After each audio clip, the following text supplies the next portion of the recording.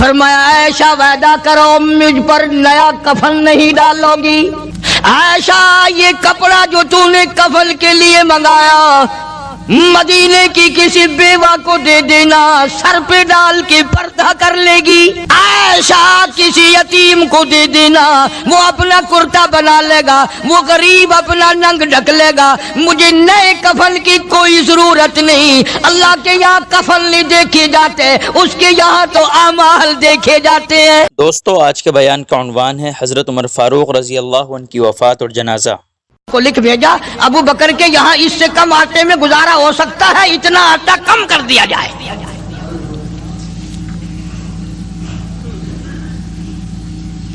تم کیا جانو ابو بکر کون ہے؟ کبھی کسی بوڑھی نے، کبھی کسی بہو نے، کبھی کسی نے دھی نے کہا کہ آؤ آج ابو بکر صدیق کی نیاز پکاتے ہیں۔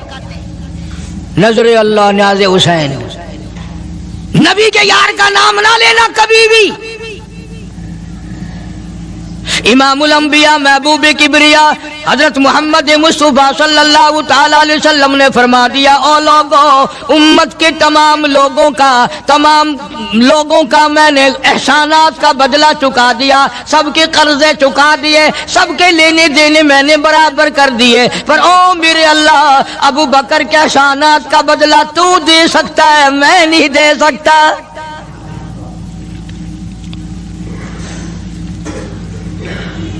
سارا گھرانہ بڑا عجیب ہے، گھر کا گھر بڑا عجیب ہے۔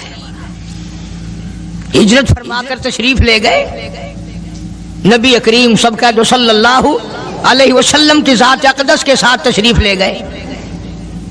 صدیق اکبر کا والد زندہ ہے، ابو قحافہ بوڑھا ہے، آنکھوں سے نابینا ہے، ابھی ایمان نہیں لایا ہجرت والی رات تک، بعد میں لایا ہے، لاٹھی کے سہارے گھر آیا، پتہ تو چل گیا نا کہ رات چلا گیا نبی کے ساتھ میرا بیٹا، اور آ کے پوتیوں کو کہنے لگا، کیوں اسما جی دادا جان، میرا تو اپنا خیال یہ ہے کوئی ٹیڈی، کوئی پیسہ، کوئی کپڑا، کوئی غلہ تمہارے لیے نہیں چھوڑ کے گیا ہوگا۔ باوجود کافر ہوتے ہوئے اس وقت تک ابو بکر کا والد مسلمان نہیں، لیکن جانتا ہے کہ میرے بیٹے کو نبی کی اتنی محبت ہے، وہ اتنا قربان ہے، وہ اتنا پروانہ ہے اور اس قدر جانثار ہے، کوئی شے گھر میں نہیں چھوڑ کے گیا ہوگا۔ سیدہ اسماء رضی اللہ تعالی عنہ چھوٹی سی بچی ہے صدیق اکبر کی، کہتی ہے کہ میں نے ایک ہیلا بنایا، ہمارے یہاں دیوار میں ایک آلہ سا میرے والد نے بنا رکھا تھا، اس میں پیسے رکھتے تھے، تو میں نے وہاں یہ مٹی کے ٹوٹے ہوئے برتنوں کے ٹھپ پر ڈال دیے اور اوپر کپڑا ڈال دیا، اور میں نے اپنے دادا سے کہا، نہیں دادا جان اب کے تو ابا جی نے حد کر دی، بہت سارا مال ہمارے لیے چھوڑ کے گئے ہیں۔ انہوں نے کہا بیٹی میرا یقین نہیں پڑتا، وہ نبی کے بغیر ایک پیسہ تو کیا وہ اپنی جان پیچھے رکھنے کو تیار نہیں۔ انہوں نے کہا نہیں دادا ذرا آؤ تو صحیح۔ کہتی ہیں کہ میں نے اپنے دادا کا یوں ہاتھ پکڑ کے، دکھتا تو تھا نہیں، اس کپڑے کے اوپر پھیر دیا کہ دیکھیے یہ آلہ ہے نا، یہ تاک ڈالا کہ سب بھرا پڑا ہے۔ یہ کہنے لگا اچھا بہت اچھا کیا، تمہارا گزارا ہو جائے گا، مجھے بڑا فکر تھا، مجھے بہت پریشانی تھی، اب میں بے فکرہ ہو گیا کہ تمہارے لیے تمہارا ابا کھانے پینے کے لیے تو چھوڑ گیا۔ سیدہ اسماء کہتی ہیں حالانکہ جس وقت میں نے یہ کارروائی کر کے دکھائی ہم 2 دن کے بھوکے تھے۔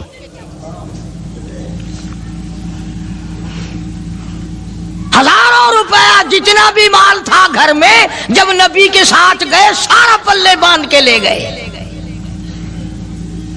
نہ جانے کہاں کام آئے گا۔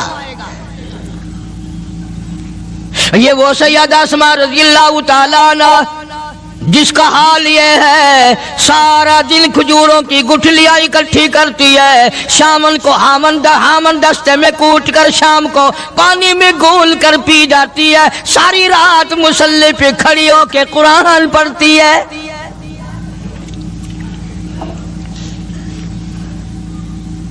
عجیب قسم کا گھرانہ ہے صدیق اکبر رضی اللہ تعالیٰ عنہ کا۔ غربت نہیں تھی، سارے کا سارا قربان کر کے غربت بنا دی، نہیں دیکھا آل کو، نہیں دیکھا مال کو، نہیں دیکھا اپنی جان کو، سب کچھ قربان کر دیا۔ امام الانبیاء محبوب کبریا حضرت محمد مصطفیٰ صلی اللہ تعالی علیہ وسلم نے اس قدر رفاقت جوڑی، اس قدر یاری بنائی کہ کبھی بھی الگ نہیں ہوئے۔ آج تم قرآن پڑھتے ہو، قاری حنیف قرآن پڑھتا ہے، کیا اثر ہوگا کسی پہ؟ جناب ابو بکر صدیق رضی اللہ تعالیٰ عنہ مکہ مکرمہ میں نماز کی نیت باندھ کر قرآن کریم کی تلاوت کرتے ہیں۔ علماء نے لکھا ہے کہ پہاڑ بھی ہلنے لگ جاتے تھے، اور کافروں نے نبی پاک سب کہہ دو صلی اللہ علیہ وسلم سے شکایت کی کہ اپنے ابو بکر کو کہو یہ رات کو قرآن زور سے نہ پڑھے، ہمارے بیوی بچوں پہ اثر ہوتا ہے، ہمارے بچے مسلمان بننے کے لیے تیار ہو جاتے ہیں، ہماری عورتیں قرآن سن کر کفر چھوڑ کر مسلمان بننے کو تیار ہو جاتی ہیں، ابو بکر سے کہو یہ آہستہ قرآن پڑھا کرے۔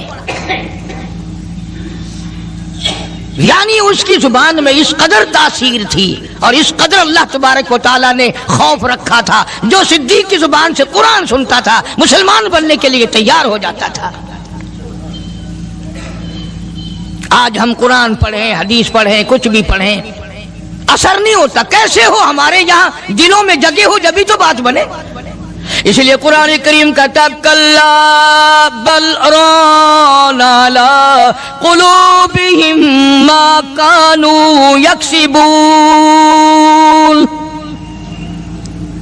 گناہ کرتے کرتے، حرام کھاتے کھاتے اس قدر دل کالے ہو گئے، اب قرآن کے لیے، دین کے لیے، ایمان کے لیے گنجائش کوئی نہیں، اندر گنجائش ختم ہو گئی، سارا دل بھر گیا۔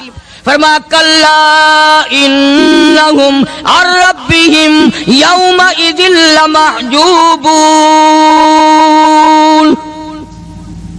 ہرگز ایسا نہیں جو لوگوں کا خیال ہے، دین ان کے خیالات پہ نہیں چل سکتا۔ جناب ابو بکر صدیق رضی اللہ تعالیٰ عنہ بیمار ہیں، آخری وقت قریب ہے، اللہ اللہ۔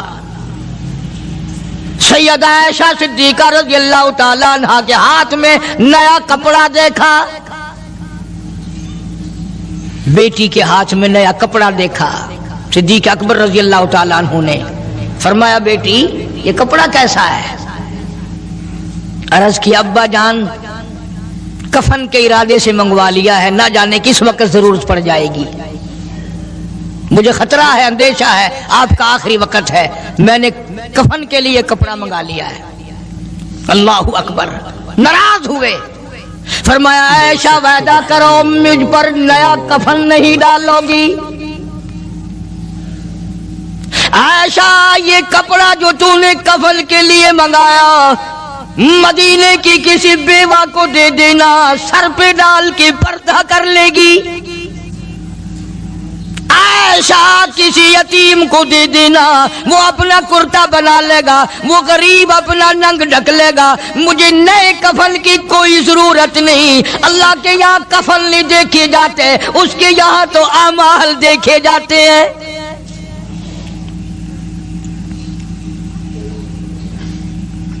حضرت عائشہ رضی اللہ تعالی عنہ نے اصرار کر دیا، ابا اجازت دے دو، اب تو میں نے منگا لیا ہے، اب تو میں نے منگا لیا ہے، دنیا کیا کہے گی؟ وقت کا حکمراں، وقت کا بادشاہ، نبی کا جانشین کو کفن بھی نہیں ملا۔ پھر دوسرا رخ اختیار کیا ہے صدیق اکبر سب کہہ دو رضی اللہ تعالی عنہ۔ فرمایا عائشہ او میری بیٹی، نبی کریم صلی اللہ تعالی علیہ وسلم کا آخری وقت تیری گود میں آیا، تیرے سامنے آیا، تو نے آقا مدنی صلی اللہ علیہ وسلم کا آخری وقت دیکھا۔ حضرت عائشہ رونے لگی، ہاں میں نے دیکھا، سب کچھ مجھے معلوم ہے، پر عائشہ شہنشاہ کائنات کا کفن بتا۔ اس مدنی کریم صلی اللہ علیہ وسلم کا، دو جہان کے بادشاہ کا، یتیموں کے وارث کا، بیواؤں کے سہارے کا، دو جہان کے سردار، دو جہان کی رحمت حضرت محمد کریم صلی اللہ علیہ وسلم کا کفن بتا۔ حضرت عائشہ رونے لگی، عرض کی ابا جان جن کپڑوں میں سرکار اس دنیا سے تشریف لے گئے ان کپڑوں میں 12 پیوند تھے، 12 ٹاکیاں تھی۔ فرمایا عائشہ پھر تیرا کیا خیال ہے، میرا محبوب ٹاکیوں میں گیا ہو میں نئے پہن کے جاؤں؟ جن کپڑوں میں میری وفات ہو یہی میرے کفن میں استعمال کرنا، یہی کپڑے مجھے کفن میں دے دینا جو میرے جسم پہ ہیں، اس لیے کہ جب میں اپنے آقا سے ملوں گا تو شرمندگی نہ ہو۔ اور آج ذہن یہ ہے کہ میت کے کپڑے کو ہاتھ بھی نہ لگانا، پہننا تو درکنار، ہاتھ لگانے کو تیار نہیں، گھر میں رکھنے کو تیار نہیں، یوں لکڑی سے اٹھا کر پرے پرے پھینکتے ہیں، آگ لگاتے ہیں، نہلانے والے کو دے دیتے ہیں وہ بھی نہیں پہنتا، یوں ہی گلیوں میں نالیوں میں پھینک جاتا ہے۔ نہ تیرا باپ مرا، جب تجھے نفرت ہے کپڑوں سے، مردہ نوانے والے کا وہ ماما لگتا ہے، وہ کیوں پہنے؟ عرض کرنے کا مقصد یہ کہ ان حضرات کی زندگی تو دیکھو، اور وفات شریف سے پہلے 2.5 برس جو وظیفہ لیا، جو تنخواہ لی سرکاری خزانے سے،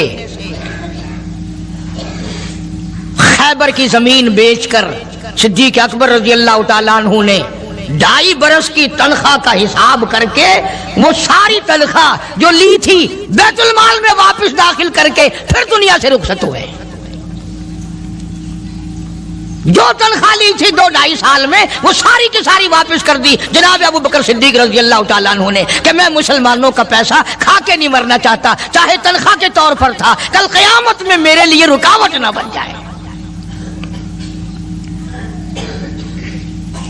آج مجھے اور آپ کو تو یہ تلاش بھی نہیں کہ اپنا حلال کے پیسوں سے کفن تو بنا کے رکھ لیں۔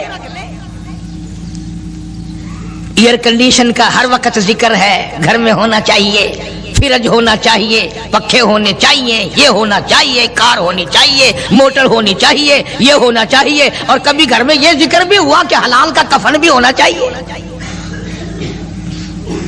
وہ کدھر سے آئے گا؟ اس کے لیے کون انتظام کرے گا؟ کون ہم نے گھر میں پیدا کر رکھا ہے جو اس وقت یہ بات دیکھ کر کفن لائے گا؟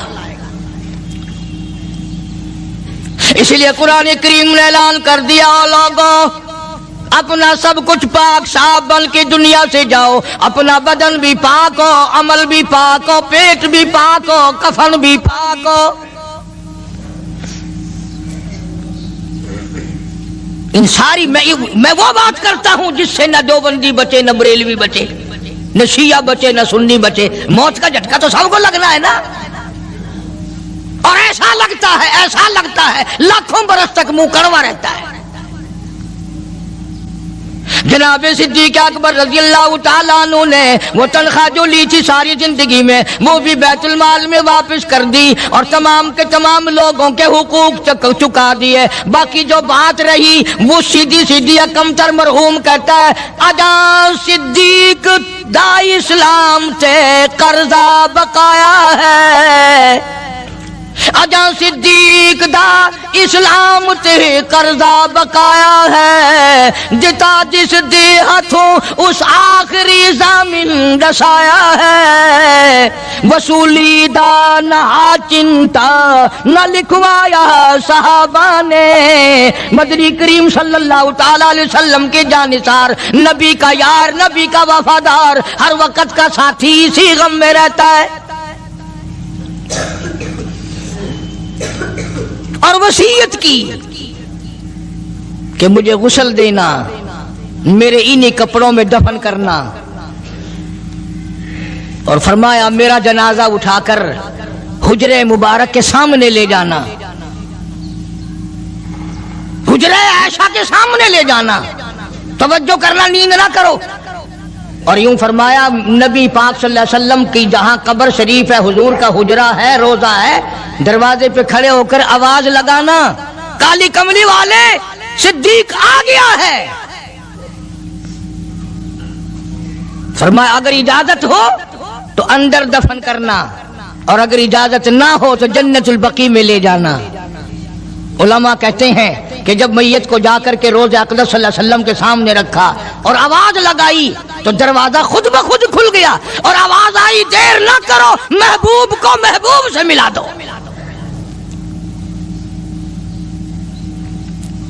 کیا شان ہے ان لوگوں کی، کیا عظمت ہے ان لوگوں کی، ساری زندگی اس محبت میں، عظمت میں، اکرام میں گزاری جو اس کائنات میں کوئی اس قدر اکرام کر نہیں سکتا۔ مدینہ پاک میں ایک وقت ایسا بھی آیا کہ دشمنوں نے مدینے کے گورنر کو گانٹھ لیا، اس کو رشوت دی، پیسے دیے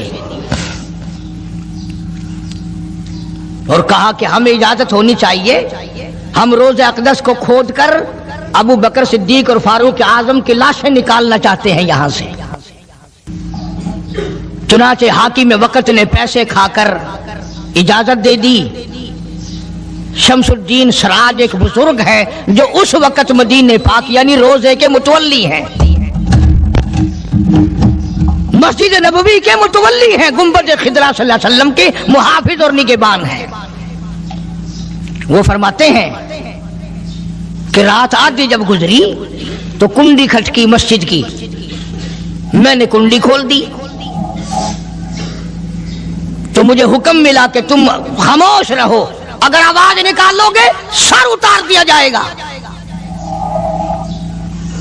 ایک آدمی اندر داخل ہوا، دوسرا داخل ہوا، تیسرا آیا، کسی کے ہاتھ میں کسی، کسی کے ہاتھ میں گنتی، کسی کے ہاتھ میں ٹوکری، کسی کے ہاتھ میں تسلا مٹی اٹھانے والا، سب کے سب یوں لے کر داخل ہو رہے ہیں۔ اور مجھے یہ کہا گیا کہ یہ جو کچھ کرتے ہیں روکنا نہیں، کسی کو بتانا نہیں۔ شمس الدین سراج بزرگ رحمت اللہ علیہ کہتے ہیں وہ جب 40 کے 40 اندر داخل ہو گئے، پچھلے نے مجھے اشارہ کیا دروازہ بند کر دے، اب کسی اور کو اندر نہ آنے دینا۔ وہ اللہ والا کہتا ہے مجھے بتا تو دیا گیا تھا دونوں جلیل القدر صحابہ حضرت شیخین کی بے ادبی کریں گے، قبر کھود دیں گے، ان کی میت نکال لیں گے۔ فرماتے ہیں میں نے دروازہ بند کر دیا، میں سجدے میں گر گیا، مولا او میرا بس نہیں، میرا کوئی چارہ نہیں، میری حکومت نہیں، میری فوج نہیں، میرا لشکر نہیں، میرے پاس توپ نہیں، میرے پاس لشکر نہیں، او میرے مولا میں نے سنا ہے جیسے نبوت کا محافظ تو ہے، اسی طرح صدیق کی صداقت کا، فاروق کی عدالت کا بھی تو ہی نگہبان ہے۔ مولا میری موت بھیج دے، میں نہ دیکھوں۔ شمس الدین سراج بزرگ کہتا ہے کہ اللہ کا حکم ہوا، میں نے بھی دعا تو کی تھی رو رو کے، میرے دیکھتے دیکھتے، توجہ کرنا لفظ سمجھو، میرے دیکھتے دیکھتے مسجد نبوی میں زمین پھٹی اور بمائے ٹوکریوں کے، بمائے سامان کے 40 کے 40 کو زمین نگل گئی۔ اللہ تم سب کو مدینہ پاک جانا نصیب فرمائے۔ وہ جو قالین بچھے ہوئے ہیں نا، کسی پرانے عرب سے اب بھی پوچھ لینا، لمبا کالا کالا نشان لگا ہوا ہے، یہ نشانی ہے کہ وہ کالے جو تھے نا اندر کے کالے، وہ سب یہاں کا رکھ ہوئے ہیں، یعنی خدا صدیق اکبر کا، فاروق اعظم کا، نبی کے یاروں کا اتنا بڑا محافظ ہے، جو بدنیت سے آئے تھے ان سب کو زمین نگل گئی۔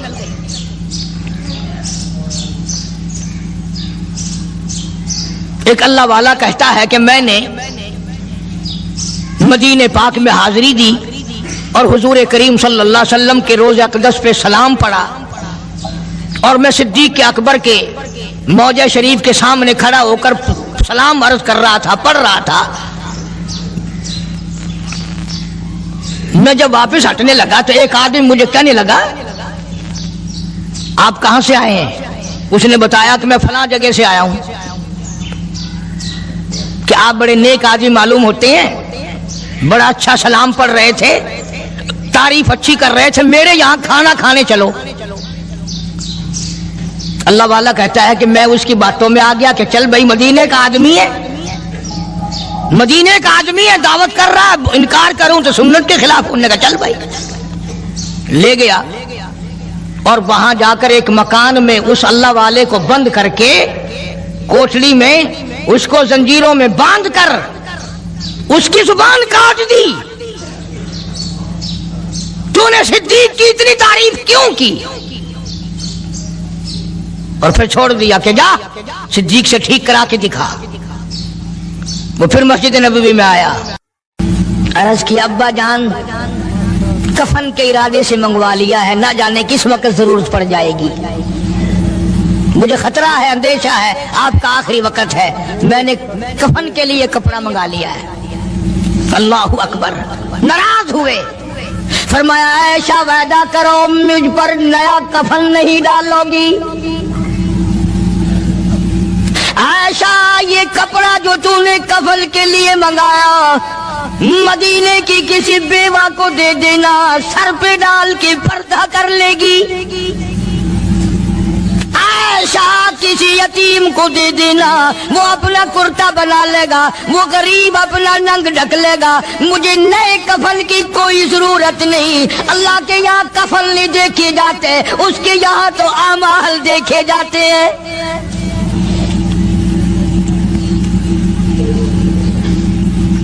حضرت عائشہ رضی اللہ تعالی عنہ نے اصرار کر دیا، ابا اجازت دے دو، اب تو میں نے منگا لیا ہے، اب تو میں نے منگا لیا ہے، دنیا کیا کہے گی؟ وقت کا حکمراں، وقت کا بادشاہ، نبی کا جانشین کو کفن بھی نہیں ملا.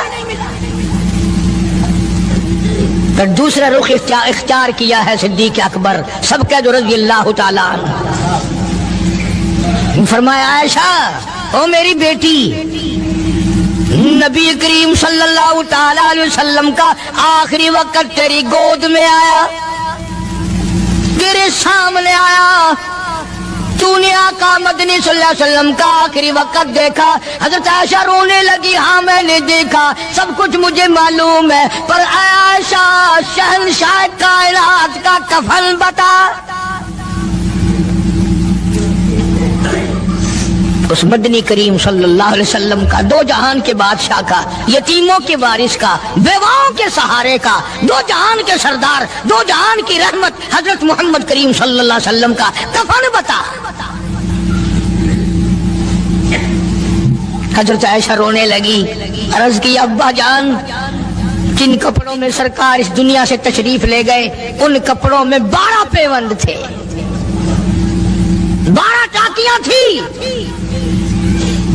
فرمایا عائشہ پھر تیرا کیا خیال ہے، میرا محبوب ٹاکیوں میں گیا ہو میں نئے پہن کے جاؤں؟ جن کپڑوں میں میری وفات ہو یہی میرے کفن میں استعمال کرنا، یہی کپڑے مجھے کفن میں دے دینا جو میرے جسم پہ ہیں، اس لیے کہ جب میں اپنے آقا سے ملوں گا تو شرمندگی نہ ہو. اور آج ذہن یہ ہے کہ میت کے کپڑے کو ہاتھ بھی نہ لگانا، پہننا تو درکنار، ہاتھ لگانے کو تیار نہیں، گھر میں رکھنے کو تیار نہیں، یوں لکڑی سے اٹھا کر پرے پرے پھینکتے ہیں، آگ لگاتے ہیں، نہلانے والے کو دے دیتے ہیں، وہ بھی نہیں پہنتا، یوں ہی گلیوں میں نالیوں میں پھینک جاتا ہے. نہ تیرا باپ مرا، جب تجھے نفرت ہے کپڑوں سے، مردہ نوانے والے کا وہ ماما لگتا ہے، وہ کیوں پہننے؟ عرض کرنے کا مقصد یہ کہ ان حضرات کی زندگی تو دیکھو. اور وفات شریف سے پہلے 2.5 برس جو وظیفہ لیا، جو تنخواہ لی سرکاری خزانے سے، خیبر کی زمین بیچ کر صدیق اکبر رضی اللہ تعالیٰ عنہ نے 2.5 برس کی تنخواہ کا حساب کر کے وہ ساری تنخواہ جو لی تھی بیت المال میں واپس داخل کر کے پھر دنیا سے رخصت ہوئے. جو تنخواہ لی تھی 2-2.5 سال میں وہ ساری کی ساری واپس کر دی جناب ابو بکر صدیق رضی اللہ تعالیٰ عنہ نے، کہ میں مسلمانوں کا پیسہ کھا کے نہیں مرنا چاہتا، چاہے تنخواہ کے طور پر تھا، کل قیامت میں میرے لیے رکاوٹ نہ بن جائے. آج مجھے اور آپ کو تو یہ تلاش بھی نہیں کہ اپنا حلال کے پیسوں سے کفن تو بنا کے رکھ لیں. ایئر کنڈیشن کا ہر وقت ذکر ہے، گھر میں ہونا چاہیے، فریج ہونا چاہیے، پنکھے ہونے چاہیے، یہ ہونا چاہیے، کار ہونی چاہیے، موٹر ہونی چاہیے، یہ ہونا چاہیے، اور کبھی گھر میں یہ ذکر بھی ہوا کہ حلال کا کفن بھی ہونا چاہیے۔ وہ کدھر سے آئے گا؟ اس کے لیے کون انتظام کرے گا؟ کون ہم نے گھر میں پیدا کر رکھا ہے جو اس وقت یہ بات دیکھ کر کفن لائے گا؟ اس لیے قرآن کریم نے اعلان کر دیا، لوگوں اپنا سب کچھ پاک صاف بن کے دنیا سے جاؤ، اپنا بدن بھی پاک ہو، عمل بھی پاک ہو، پیٹ بھی پاک ہو، کفن بھی پاک ہو۔ ان ساری میں وہ بات کرتا ہوں جس سے نہ دیوبندی بچے، نہ بریلوی بچے، نہ شیعہ بچے، نہ سنی بچے۔ موت کا جھٹکا تو سب کو لگ رہا ہے نا، اور ایسا لگتا ہے لاکھوں برس تک منہ کڑوا رہتا ہے۔ جناب صدیق اکبر رضی اللہ تعالیٰ عنہ نے وہ تنخواہ جو لی تھی ساری زندگی میں، وہ بھی بیت المال میں واپس کر دی اور تمام کے تمام لوگوں کے حقوق چکا دیے۔ باقی جو بات رہی وہ سیدھی کمتر مرحوم کہتا ہے، اجا صدیق دا اسلام تے قرضہ بقایا ہے، اجا صدیق دا اسلام تے قرضہ بقایا ہے، جتا جس دے ہاتھوں اس آخری ضامن دسایا ہے، وصولی دا نہ چنتا نہ لکھوایا صحابہ نے، مدنی کریم صلی اللہ تعالی علیہ وسلم کے جانثار، نبی کا یار، نبی کا وفادار، ہر وقت کا ساتھی، اسی غم میں رہتا ہے۔ اور وصیت کی کہ مجھے غسل دینا، میرے انہی کپڑوں میں دفن کرنا، اور فرمایا میرا جنازہ اٹھا کر حجرے مبارک کے سامنے لے جانا، حجرے عائشہ کے سامنے لے جانا، توجہ کرنا، نیند نہ کرو۔ اور یوں فرمایا نبی پاک صلی اللہ علیہ وسلم کی جہاں قبر شریف ہے، حضور کا حجرہ ہے، روضہ ہے، دروازے پہ کھڑے ہو کر آواز لگانا، کالی کملی والے صدیق آ گیا ہے۔ فرمایا اگر اجازت ہو تو اندر دفن کرنا، اور اگر اجازت نہ ہو تو جنت البقیع میں لے جانا۔ علماء کہتے ہیں کہ جب میت کو جا کر کے روضہ اقدس صلی اللہ علیہ وسلم کے سامنے رکھا اور آواز لگائی تو دروازہ خود بخود کھل گیا، اور آواز آئی دیر نہ کرو، محبوب کو محبوب سے ملا دو۔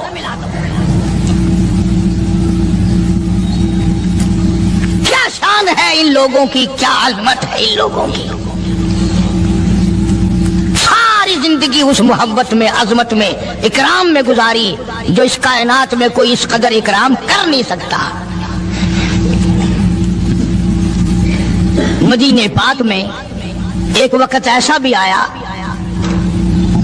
کہ دشمنوں نے مدینے کے گورنر کو گانٹھ لیا، اس کو رشوت دی، پیسے دیے، اور کہا کہ ہمیں اجازت ہونی چاہیے، ہم روضہ اقدس کو کھود کر ابو بکر صدیق اور فاروق اعظم کی لاشیں نکالنا چاہتے ہیں یہاں سے۔ چنانچہ حاکم وقت نے پیسے کھا کر اجازت دے دی۔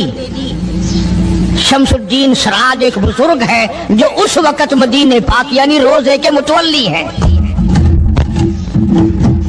مسجد نبوی کے متولی ہیں، گنبد خضرا صلی اللہ علیہ وسلم کے محافظ اور نگہبان ہیں۔ وہ فرماتے ہیں کہ رات آدھی جب گزری تو کنڈی کھٹکی مسجد کی، میں نے کنڈی کھول دی تو مجھے حکم ملا کہ تم خاموش رہو، اگر آواز نکالو گے سر اتار دیا جائے گا۔ ایک آدمی اندر داخل ہوا، دوسرا داخل ہوا، تیسرا آیا، کسی کے ہاتھ میں کسی، کسی کے ہاتھ میں گنتی، کسی کے ہاتھ میں ٹوکری، کسی کے ہاتھ میں تسلا مٹی اٹھانے والا، سب کے سب یوں لے کر داخل ہو رہے ہیں۔ اور مجھے یہ کہا گیا کہ یہ جو کچھ کرتے ہیں روکنا نہیں، کسی کو بتانا نہیں۔ शम्स उद्दीन सराज बुजुर्ग रहमतुल्लाह अलैह कहते हैं, वो जब 40 के 40 अंदर दाखिल हो गए, पिछले ने मुझे इशारा किया दरवाजा बंद कर दे, अब किसी और को अंदर न आने देना। वो अल्लाह वाला कहता है, मुझे बता तो दिया गया था दोनों जलीलुल कदर साहबा हजरत शेखैन की बेअदबी करेंगे, कब्र खोद देंगे, उनकी मैयत निकाल लेंगे। फरमाते मैंने दरवाजा बंद कर दिया, मैं सजदे में गिर गया, मौला और मेरा बस नहीं, मेरा कोई चारा नहीं, मेरी हुकूमत नहीं, मेरी फौज नहीं, मेरा लश्कर नहीं, मेरे पास तोप नहीं, मेरे पास लश्कर नहीं। ओ मेरे मौला, मैंने सुना है जैसे नबूवत का मुहाफिज तू है, इसी तरह सिद्दीक की सदाकत का, फारूक की अदालत का भी तू ही निगहबान है। मौला मेरी मौत भेज दे, मैं ना देखूं। शम्सुद्दीन सराज बुजुर्ग कहता है कि अल्लाह का हुक्म हुआ, मैंने भी दुआ तो की थी रो रो के, मेरे देखते देखते, तवज्जो करना लफ्ज समझो, मेरे देखते देखते मस्जिद नबवी में जमीन फटी और बमै टोकरियों के बमै सामान के 40 को जमीन निगल गई। अल्लाह तुम सबको मदीने पाक जाना नसीब फरमाए। वो जो कालीन बिछे हुए हैं ना, किसी पुराने अरब से अब भी पूछ लेना, लंबा काला काला निशान लगा हुआ है, ये निशानी है कि वो काले जो थे ना अंदर के काले, वो सब यहाँ गर्क हुए हैं। यानी खुदा सिद्दीक अकबर का, फारूक आजम का, नबी के यारों का इतना बड़ा मुहाफिज है, जो बदनीयत से आए थे उन सबको जमीन निगल गई।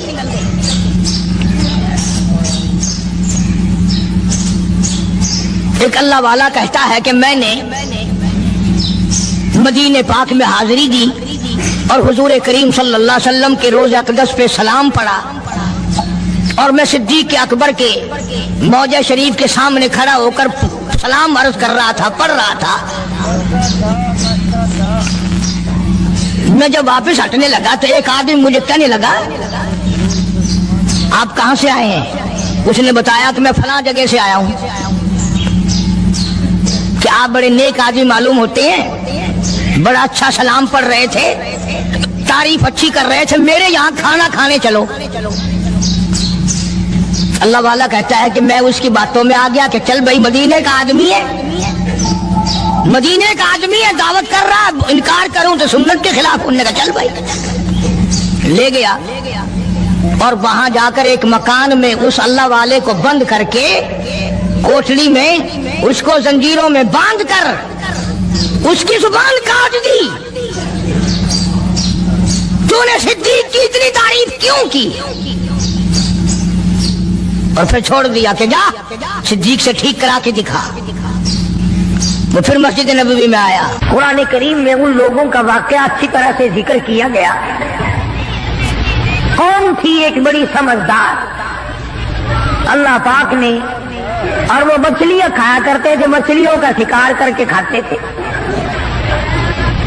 खुदावंद आलम ने उनको आजमाया कि सारे हफ्ते में तो मछली ढूंढती ना मिले। उनको ऐलान कर दिया, खुदा ने हुक्म दिया कि तुम सारे हफ्ता मछलियां पकड़ो, बाकी हफ्ते के दिन शनिचर के दिन मछली पकड़ना हराम है।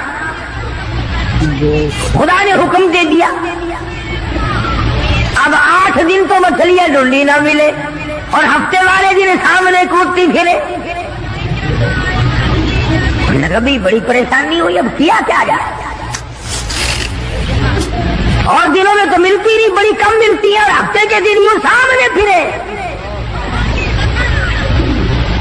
बस उनके जो आखिरी मुल्ले मुलाने थे ना, जैसे कारखानों में माल बनता है, मुल्ला के दिमाग में दीन बनता है, बैठे बैठे दीन बना लेता है। तो कहने लगा, मियाँ पकड़ना ही मना है ना? कि हाँ। खाना मना है ना? कि हाँ। दरिया के बराबर में खड्डा बनाओ, उसमें पानी भरो और इन सबको धकेल कर हफ्ते के दिन उस खड्डे में ले जाओ, इतवार को काबू आ जाएगी। पढ़कर देखिए आप कुरान करीम, 9वां सिपारा तर्जुमा जिक्र कर रहा हूं, गप नहीं है। گپ سنانے والے تمہیں اور تھوڑے ہیں، میں بھی گپ سناؤں؟ فرمایا بس الہمن القریۃ التی کانت عاذرۃ البحر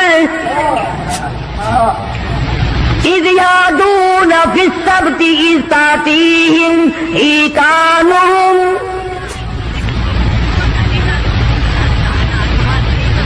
مچھلیاں پکڑنے والوں نے ہیلا بنا لیا، مکر کر لیا، کھیل کھیلا دین کے بارے میں. اچھا جی پکڑیں گے نہیں، کھائیں گے نہیں، اکٹھا کرنا دکھاؤ کہاں لکھا ہوا ہے منع ہے.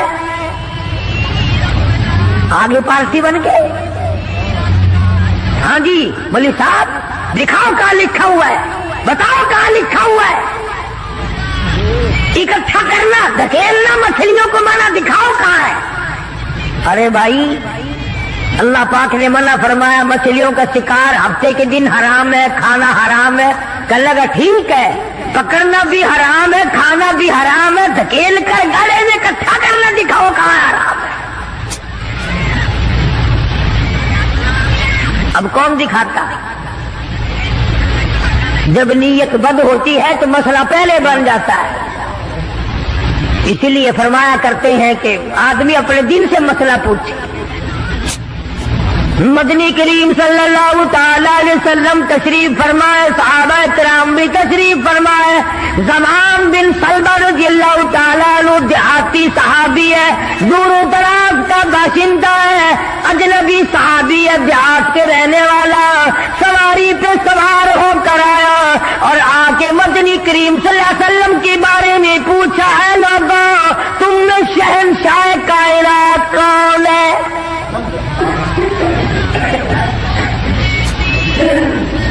صحابہ کرام نے اشارہ کر کے بتلا دیا یہ ہے. قریب ہوا، عرض کرنے لگا آپ رب ذوالجلال کی قسم کھا کر بتائیں کیا واقعی آپ نبی ہیں؟ آپ نے فرما دیا ہاں. اس کے بعد کہنے لگا رب ذوالجلال کی قسم کھا کر بتلاؤ کیا آپ پہ اللہ کی کتاب نازل ہوئی، قرآن کریم اترا آپ پر؟ آپ نے فرمایا ہاں. ہر بات میں اس نے یہی بات کہی کہ قسم کھا کے بتلاؤ کیا آپ نے 5 نمازوں کا حکم دیا؟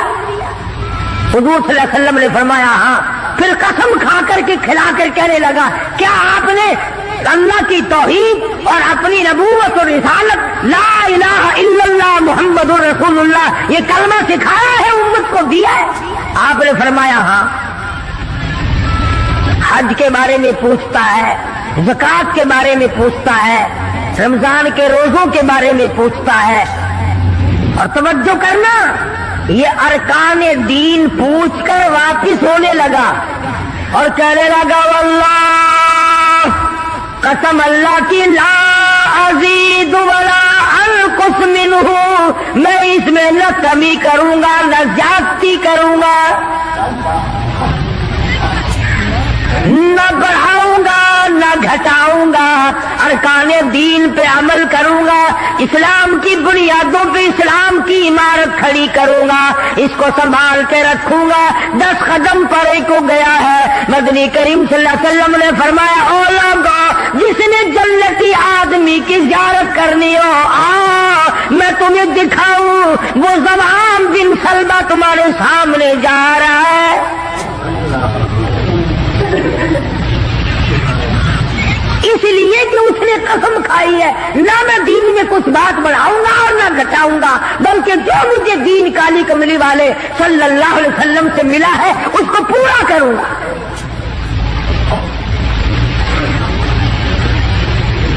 صحابہ کرام نے حضور کی زبان مبارک سے جو سنا اس کو دین بنایا. ہمارے یہاں بیٹھے بٹھائے دین بن جاتا ہے. اب بنا لیا نا انہوں نے تو کہنے لگے جی پکڑنا حرام ہے، ہفتے کے دن مچھلیوں کا کھانا حرام ہے، دھکیل کر اکٹھا کرنا گلے میں داخل کر لینا حرام کوئی نہیں. اس میں حرج کیا ہے؟ آج ہمیں بھی لوگ کہتے ہیں حلوے کی پلیٹ سے آپ قرآن پڑھ دیں تو کیا حرج ہے؟ اس میں کیا گناہ ہے؟ اللہ کا کلام تو ہر وقت پڑھنا چاہیے۔ انجان لوگ بیچارے ان پڑھ رسومات میں پھنسا رکھے، کیا ان لوگوں نے ایسا ہی گڑا بنایا، پانی اس میں ڈالا، مچھلیوں کو اکٹھا کیا، اس میں داخل کیا اور اتوار کے دن پکڑ کے کھائی۔ اب آگائی اور لوگوں وَيَمْكُرُونَ وَيَمْكُرُ اللَّهُ وَاللَّهُ خَيْرُ الْمَاكِرِينَ۔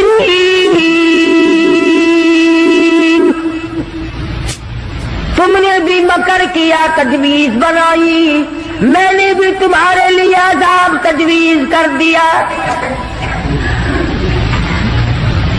اور قرآن کریم سے پوچھو ایسا کرنے والوں کو کیا ملا؟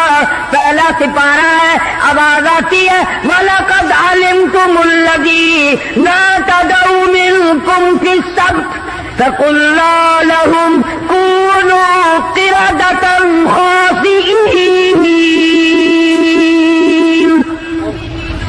شام کو سوئے آدمی تھے، بڑے بڑے خوبصورت جوان تھے، بڑی بڑی حسین عورتیں تھیں۔ اللہ پاک فرماتے ہیں صبح اٹھے تمام کے تمام بندر ذلیل بن گئے۔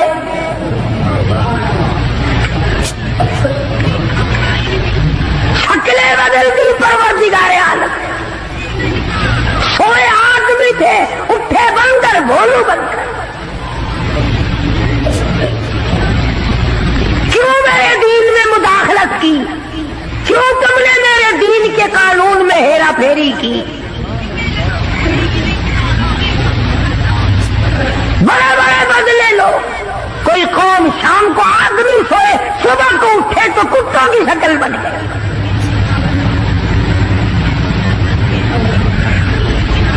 ایک سوال پیدا ہوتا ہے کہ آج کل جو لوگ گناہ کرتے ہیں وہ کیوں، ان کی شکلیں کیوں نہیں بدلتی؟ تجھے کیا معلوم ہے امام الانبیاء محبوب کبریا حضرت محمد مصطفیٰ صلی اللہ تعالی علیہ وسلم نے ساری رات رو رو کے دعا مانگی، الہی میری امت کی شکل نہ بدلنا۔ خدا کی قسم آج آدمی بنا پھرتا ہے، انسان بنا پھرتا ہے، حسین بنا پھرتا ہے، خوبصورت بنے پھرتے ہو، یہ سارے کا سارا صدقہ کالی کملی والے کا، ورنہ اب تک کتے بندر بن گئے ہوتے۔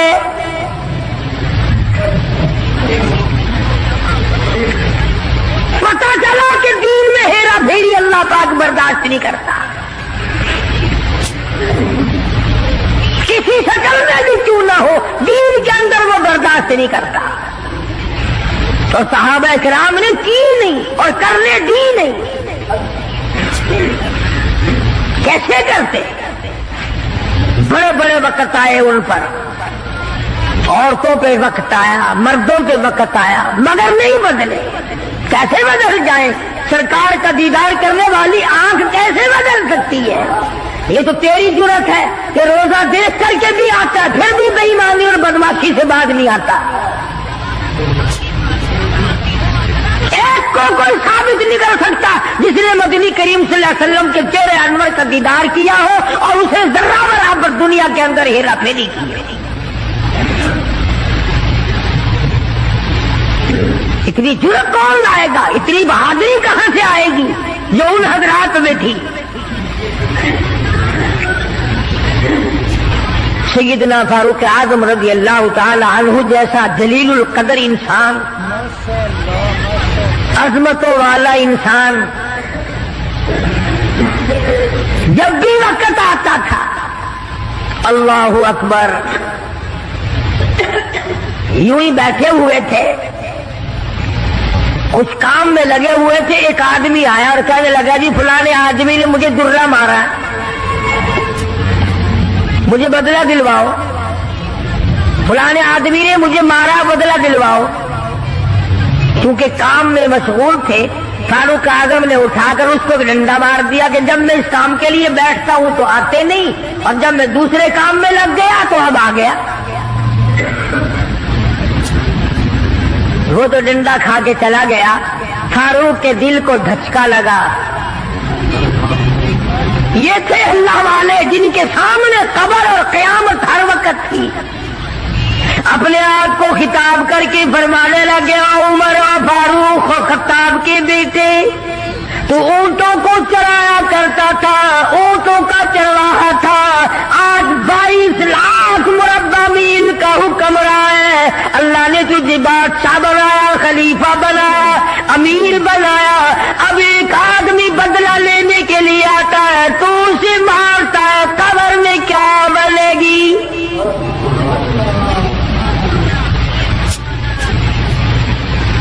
उस आदमी को बुलवाया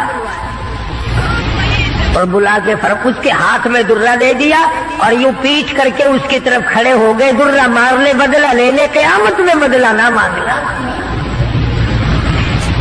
कितना बड़ा आदमी जिसको सरकार मदीना ने अल्लाह से मांग के लिया हो, वो तो इतना डरता है। और मैं और आप जो यूं बारिश की तरह दुनिया में बरसते हो, हम चौड़े हुए बैठे हैं। और ये क्या बात है, जन्नत हमारी, हमारे बाप दादा की। बड़े खुशी से छलांगे लगा रहे हैं, बच्चे खेल रहे हैं। एक बच्चा दीवार के साथ बिल्कुल मूंछा गमज़दा परेशान खड़ा है। हुजूर करीम सल्लल्लाहु ताला अलैहि वसल्लम की निगाह मुबारक उस बच्चे पे पड़ गई। आपने करीब तशरीफ लाकर उससे पूछा, और बच्चे, सारे बच्चे खेल रहे हैं, तू क्यों नहीं खेलता? कहने लगा, मेरा खिलाने वाला दुनिया से चला गया, कैसे खेलूं? अब्बा नहीं, अम्मा नहीं, हर वक्त परेशान रहता हूँ, लोगों के दरवाजों पे, चौखटों पे धक्के खाता हूँ। दोस्तों, आज कारी हनीफ तकरीर फरमाएंगे जिसका उन्वान है गरीब मजलूम की बद्दुआ। एक बच्चे का वाकया हदीस में आता है, इरशाद है मदनी करीम सल्लल्लाहु अलैहि वसल्लम का कि बाज़े लोग अल्लाह की जमीन पे चलते हैं, बाज लोग अल्लाह की जमीन पे चलते हैं और जमीन अल्लाह से ये इजाजत मांगती है, परवरदिगार अगर इजाजत हो मैं इसको निगल जाऊं, मैं नहीं चाहती कि इसके मनहूस कदम मुझ पे पड़ते रहें, इजाजत मिले मैं इसको लुकमा बना करके निगल जाऊं, इसको जमीन की तह में ले आऊं। और एक और इरशाद है हुजूर करीम सल्लल्लाहु अलैहि वसल्लम का, यूं फरमाया कि जब कौम के अंदर 3 चीजें हो जाएं, जब किसी कौम में 3 आदतें, 3 खसलतें, 3 बुराइयां पैदा हो जाएं, तो सरकार मदीना सल्लल्लाहु अलैहि वसल्लम ने फरमाया वो कौम फिर जमीन के ऊपर बसने के लायक नहीं रहती, उस कौम को जमीन के अंदर गर्क हो जाना चाहिए।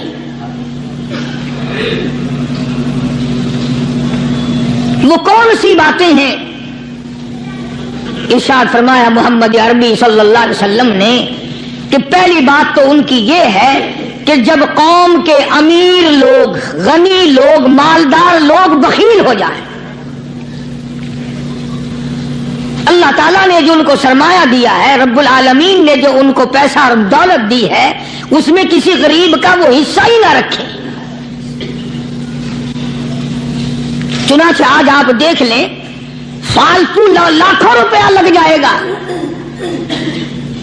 लेकिन किसी बेवा के घर एक सेर आटा देना, किसी यतीम के सर पे हाथ फेरता हुआ अमीर आदमी शर्माता है कभी मेरे हाथ की हथेली ना घिस जाए।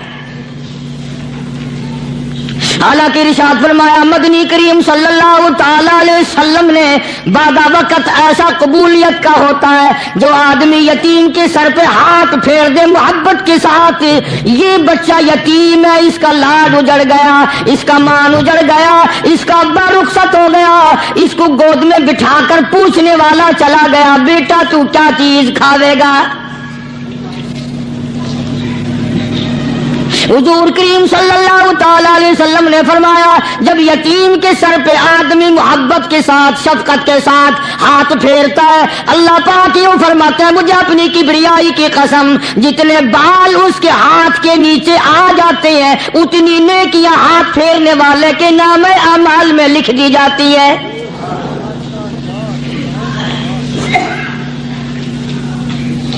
مگر ہمارے یہاں دستور نہیں، غریب کو مارو اور نیچا کرو اسے۔ جناب مدنی کریم صلی اللہ تعالی علیہ وسلم تشریف لے جا رہے ہیں، راستے میں کچھ بچوں کو کھیلتے ہوئے آپ نے دیکھ لیا، بڑے خوشی سے چھلانگے لگا رہے ہیں، بچے کھیل رہے ہیں، ایک بچہ دیوار کے ساتھ بالکل مونچھا غمزدہ پریشان کھڑا ہے۔ حضور کریم صلی اللہ تعالی علیہ وسلم کی نگاہ مبارک اس بچے پہ پڑ گئی، آپ نے قریب تشریف لا کر اس سے پوچھا، اور بچے سارے بچے کھیل رہے ہیں تو کیوں نہیں کھیلتا؟ کہنے لگا میرا کھلانے والا دنیا سے چلا گیا، کیسے کھیلوں؟ ابا نہیں، اماں نہیں، ہر وقت پریشان رہتا ہوں، لوگوں کے دروازوں پہ چوکھٹوں پہ دھکے کھاتا ہوں۔ آپ مدنی کریم صلی اللہ تعالی علیہ وسلم نے رحمت والے ہاتھ سے اس یتیم کی انگلی پکڑی اور اپنے ساتھ پیار کرتے ہوئے تشریف لے آئے، فرمایا جناب عائشہ صدیقہ رضی اللہ تعالی عنہا سے، اللہ والی آج اللہ پاک نے تجھے بڑی غنیمت بخشی ہے، بڑی دولت دی ہے، عید کا دن ہے، میں عید کی نماز کے لیے جا رہا تھا، بچے سارے خوشیاں منا رہے تھے، یہ بچہ دیکھا میں نے بڑا غمزدہ کھڑا تھا، بڑا پریشان کھڑا تھا، اب میں نے اس سے پوچھا آج عید کا دن ہے تو خوشی کیوں نہیں مناتا؟ بچہ نے جواب دیا میری خوشی منانے والے دونوں ہی چلے گئے۔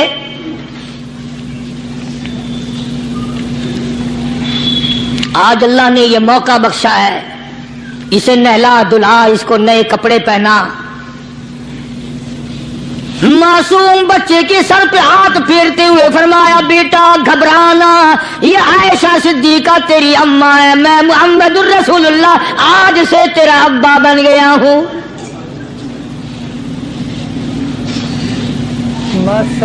نہلایا دھلایا، کھلایا پلایا، ہنسایا، اسے بلایا ساتھ لے کر، جب حضور کریم صلی اللہ تعالی علیہ وسلم ان بچوں کے پاس سے پھر گزرے جو پہلے کھیل رہے تھے، اس زمانے کے تو بچے بھی سمجھدار تھے، آج تو چٹی داڑھی والوں کو سمجھ نہیں ہے، قبر بالکل کنارے، قبر کے کنارے پہ کھڑے ہیں پھر بھی سمجھ نہیں، کسی کو حسد نے مارا، کسی کو تکبر نے مارا، کسی کو دولت کی بیماری نے مارا، اسی کو مجذوب کہتا ہے، نفس اور شیطان خنجر در بغل۔ کوئی آدمی اپنے بارے میں اطمینان نہ کرے کہ میرا معاملہ ٹھیک ہو گیا، نہ جانے آخری وقت میں کیا بن جائے گی۔ ایک اللہ والے کا انتقال ہونے لگا، آخری وقت ہے، خاندان اس اللہ والے کا چاروں طرف بیٹھا ہوا ہے، مریدین بیٹھے ہوئے ہیں، اللہ والے کے چاروں طرف حلقہ بیٹھا ہوا، آخری وقت ہے۔ عربی زبان میں جس کا ترجمہ یہ ہے، اس کی زبان سے ایک بات نکلتی ہے، ابھی نہیں، ابھی نہیں، ابھی نہیں، ابھی نہیں، ابھی نہیں۔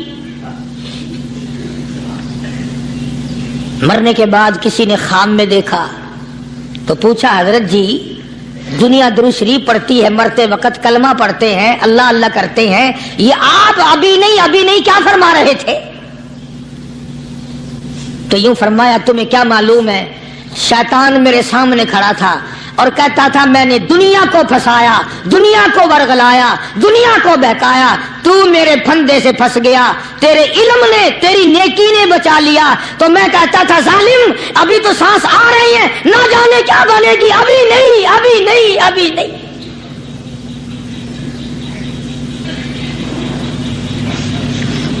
اسی کو مجذوب کہتا ہے، کیا معلوم کیا بن جائے گا، کس حال میں دم نکلے گا، رات کو کیا ہو جائے گا، دن کو کیا بن جائے گا؟ فرمایا نفس اور شیطان ہے خنجر در بغل، نفس اور شیطان ہے خنجر در بغل، وار ہونے کو ہے اے غافل سنبھل، آیا دشمن کا وار۔ 4 نمازیں پڑھی، باقی ساری دنیا کافر نظر آنے لگ جاتی ہے، میں نمازی ہوں، یہ سارے بے ایمان پھرتے ہیں۔ شیطان پیدا کرتا ہے یہ چیزیں۔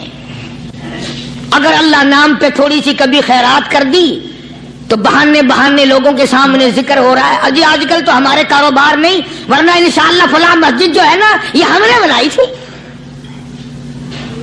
بہانے بہانے بتانا. اسی لیے مجذوب کہتا ہے گھبرایا نہ کر اور اپنے آپ کو اطمینان نہ دلایا کر. کہتا نفس اور شیطان ہے خنجر در بغل، وار ہونے کو ہے اے غافل سنبھل. چلا شیطان کا خنجر، چلا شیطان کا خنجر، لگایا اس نے دو، لگایا اس نے دو. لوگوں کا خیال یہ ہے کہ شیطان صرف وہ، شیطان کے بہکائی میں وہ آدمی آتا ہے جو کسی کو قتل کر دے. لوگوں کے نزدیک صرف زنا کرنا گناہ ہے، قتل کرنا گناہ ہے، چوری کرنا گناہ ہے، ڈاکہ مارنا گناہ ہے، اور چوتھی چیز گناہ ہی کوئی نہیں. حضرت عثمان غنی ذی النورین رضی اللہ تعالی عنہ کی مبارک مجلس ہے، صحابہ کرام کا دور ہے،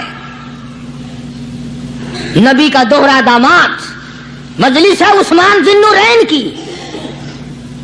ایک آدمی مجلس میں آ کے بیٹھا، حضرت عثمان کی مجلس میں ایک آدمی آ کے بیٹھا تو حضرت عثمان فرماتے ہیں، توجہ، حضرت عثمان فرماتے ہیں، یوں نہیں فرمایا کہ تو نے ایسا کیا ہے، اسے ذلیل نہیں کیا، بلکہ یوں فرمایا لوگوں کو شرم نہیں آتی، لوگ آنکھ کا زنا کر کے میری مجلس میں آ کے بیٹھتے ہیں، لوگ آنکھ کا گناہ کر کے میری مجلس میں آ کے بیٹھتے ہیں.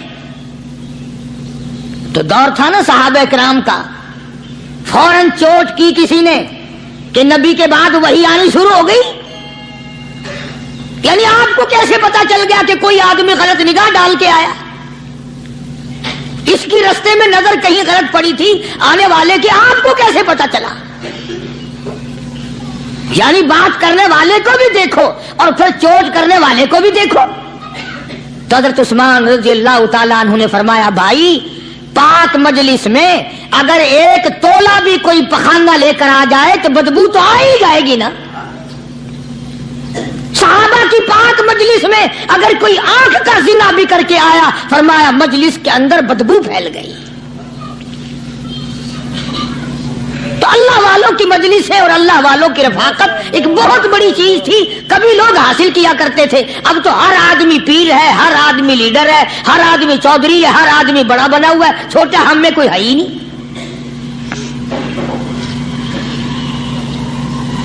اور ان ولیوں کی بھی الگ الگ بیچاروں کی رمزیں ہوتی ہیں. علماء کرام نے لکھا ہے، حضرت خواجہ باقی باللہ رحمت اللہ علیہ دلی میں مزار ہے، بہت بڑے بزرگ گزرے ہیں. دیکھو میں ذکر خیر کر رہا ہوں نا، کئی لوگ تمہیں نکلتے ہوئے ٹانگے والے، گھوڑے والے، رکشے والے کہتے ہیں قاری علی ولیوں کو نہیں مانتا. میں یہ ذکر خیر ولیوں ہی کا تو کر رہا ہوں.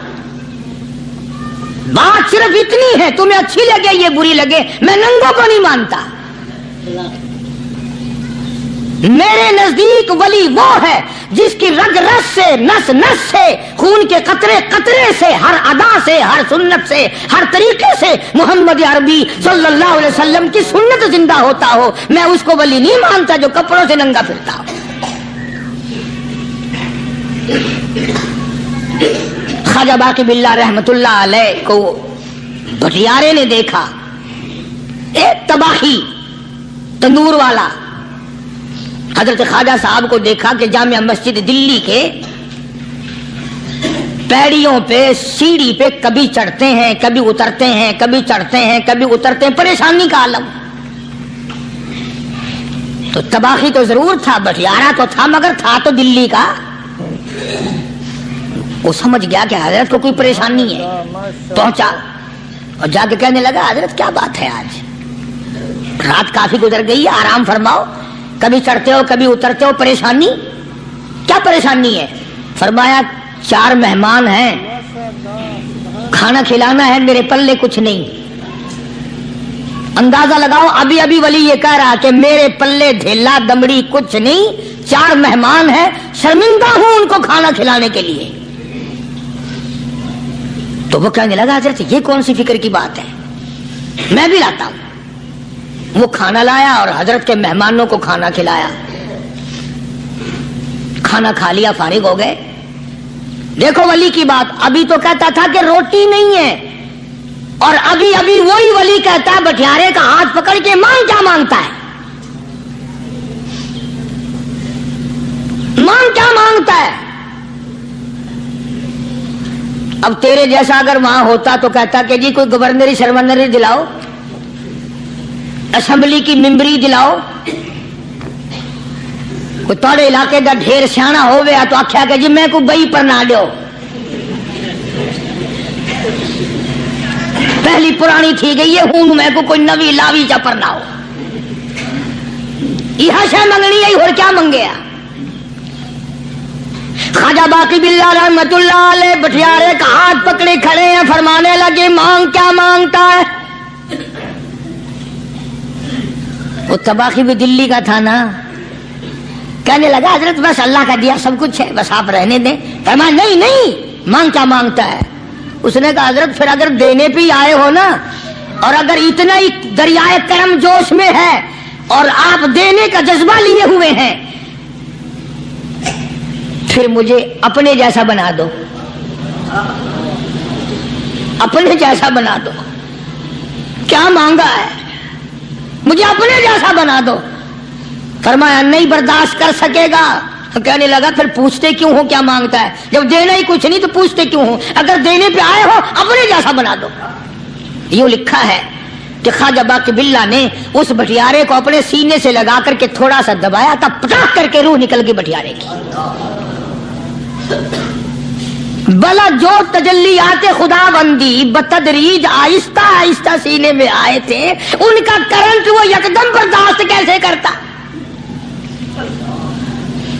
میرا عرض کرنے کا مقصد یہی ہے کہ ہم لوگ اپنے آپ کو کب سنبھالیں گے، اور وہ کون سا وقت آئے گا کہ ہم اس بات کے قائل ہوں گے اور تسلیم کریں گے کہ جو کرتا ہے خدا کرتا ہے، بندہ کچھ نہیں کر سکتا۔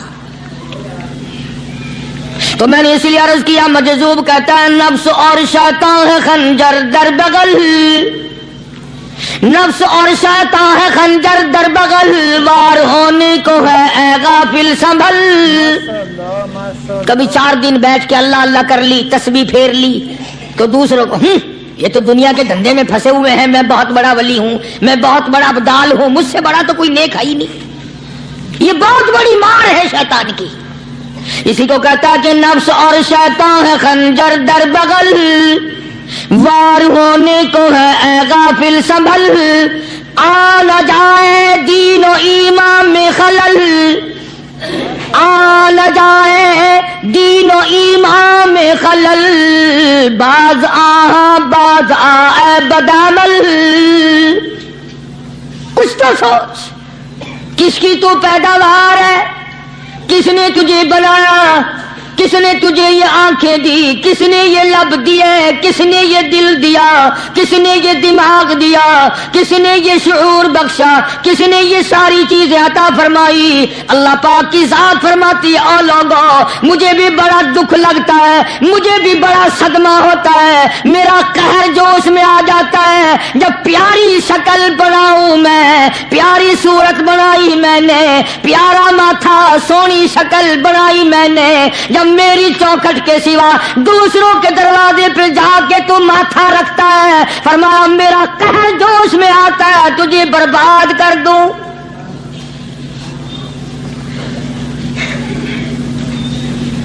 سب کچھ میں نے دیا، سب کچھ میں نے بخشا، اور پھر بھی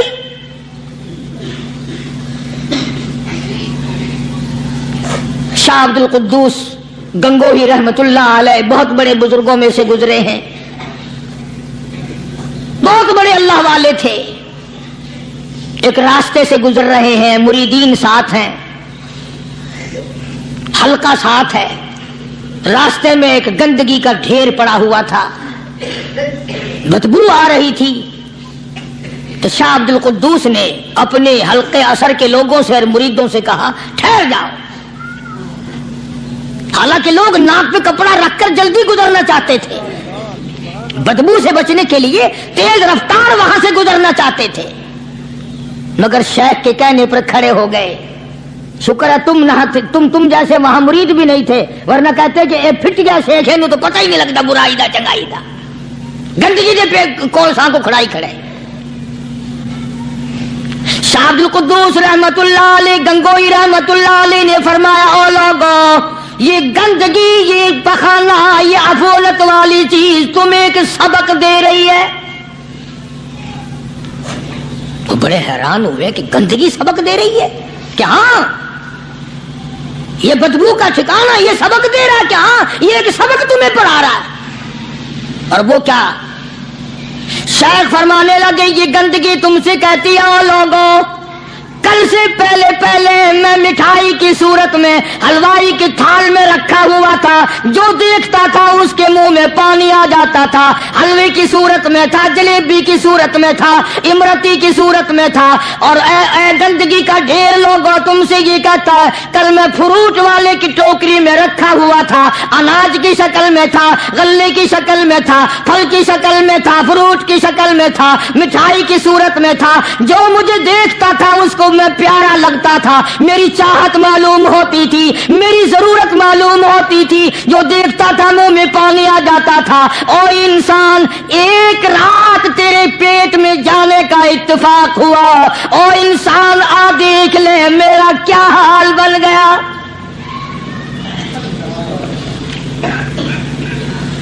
एक रात तो तेरी सोहबत में रहा हूं, एक रात तेरे अंदर ठहरने का इत्तेफाक हुआ, देख मेरा क्या हाल बन गया।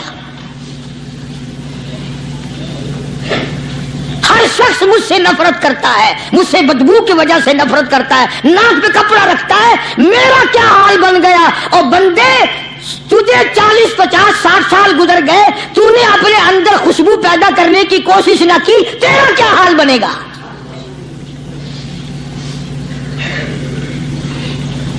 सारे लोग हैरान हुए कि शेख ने क्या बात फरमाई।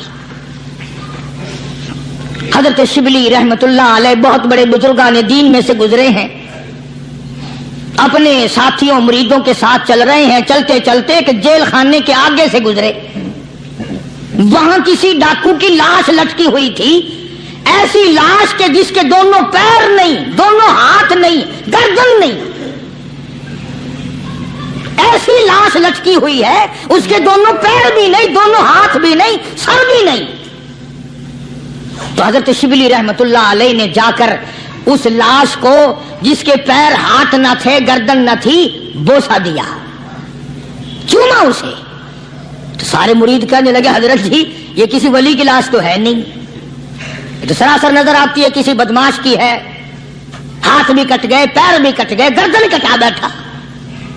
तो हजरत शिबली रहमतुल्लाह अलैह फरमाने लगे कि मैंने इसको बोसा इसलिए दिया कि इसने मुझे एक सबक दिया है, इस लाश ने मुझे एक सबक दिया, और वो ये कि वो इस्लाम का जमाना था कि इसने एक दफा चोरी की, एक हाथ कट गया, फिर चोरी की, दूसरा हाथ कट गया, फिर चोरी की, एक पैर कट गया, फिर चोरी की, दूसरा पैर कट गया, फिर चोरी की, गर्दन कटा दी। इसने मुझे ये सबक दिया, शिबली मुझे चोरी से प्यार था, सारा कुछ कटा बैठा मगर बात ना आया, तुझे तेरे रब से प्यार है, टीमा बनवा लेना मगर छोड़ना नहीं।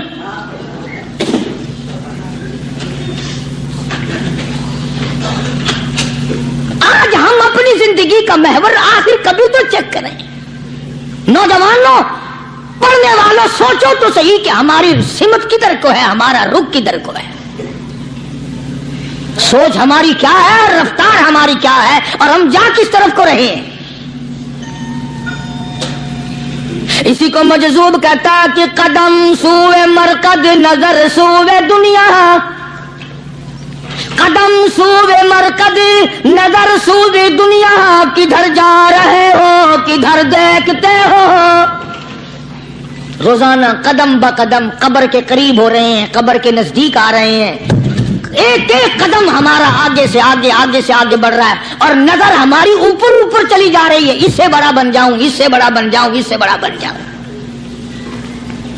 हजरत शेख अत्तार फरीदुद्दीन रहमतुल्लाह अलैह बहुत बड़े बुजुर्गान दीन में से गुजरे हैं।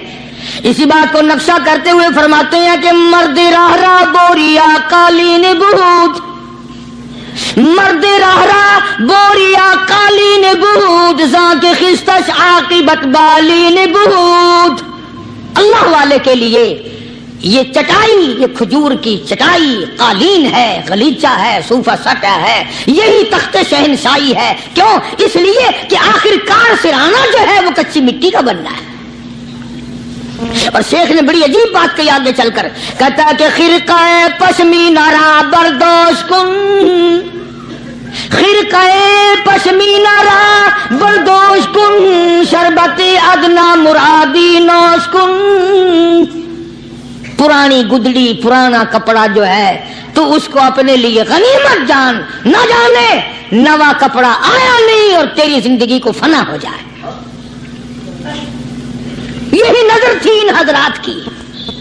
جناب ابو بکر صدیق سبقت رضی اللہ تعالی عنہ خلیفہ بلا فصل ہیں، امیر المؤمنین ہیں، مدنی کریم صلی اللہ تعالی وسلم کے جانشین ہیں، حضور کے سسر ہیں.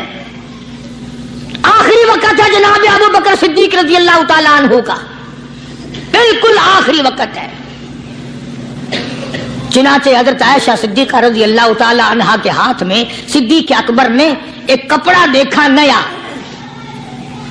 ایک نیا کپڑا دیکھا تو فرمایا بیٹی عائشہ یہ کیا ہے؟ فرمانے لگے ابا میں نے کفن کا کپڑا منگوا لیا، نہ معلوم کس وقت ضرورت پیش آ جائے گی، نہ جانے کس وقت کام آ جائے گا. یعنی آپ کا وقت ہمیں قریب معلوم ہوتا ہے. جناب ابو بکر صدیق رضی اللہ تعالیٰ عنہ نے فرمایا عائشہ ہرگز اجازت نہیں، مجھے نیا کفن پہنانے کی کوئی ضرورت نہیں، مجھے نیا کفن دینے کی کوئی ضرورت نہیں، میری طرف سے قطعی تجھے اجازت نہیں. عرض کرنے لگی ابا جان اب تو میں نے منگوا لیا، اب تو میں نے خرید لیا، اسی ارادے سے خریدا ہے، اسی ارادے سے منگوایا ہے، آپ اجازت دے دیں. رونے لگے. فرمایا عائشہ ہوئی تو تو ام المومنین میں سے ہے، تو نبی پاک صلی اللہ علیہ وسلم کی گھر والی ہے، اور تیری جھولی میں قرآن اترتا تھا، تیری جھولی میں حضور کی وفات ہوئی ہے، تیرے حجرے میں وفات ہوئی ہے، تیری گود میں حضرت کی وفات ہوئی ہے. تو بتا کہ کالی کملی والے صلی اللہ علیہ وسلم کا لباس کیسا تھا؟ آج اس چٹخ پٹخ نے تباہی پھیر دی. اور تو بعد آؤ نہ تباہی پھیرو.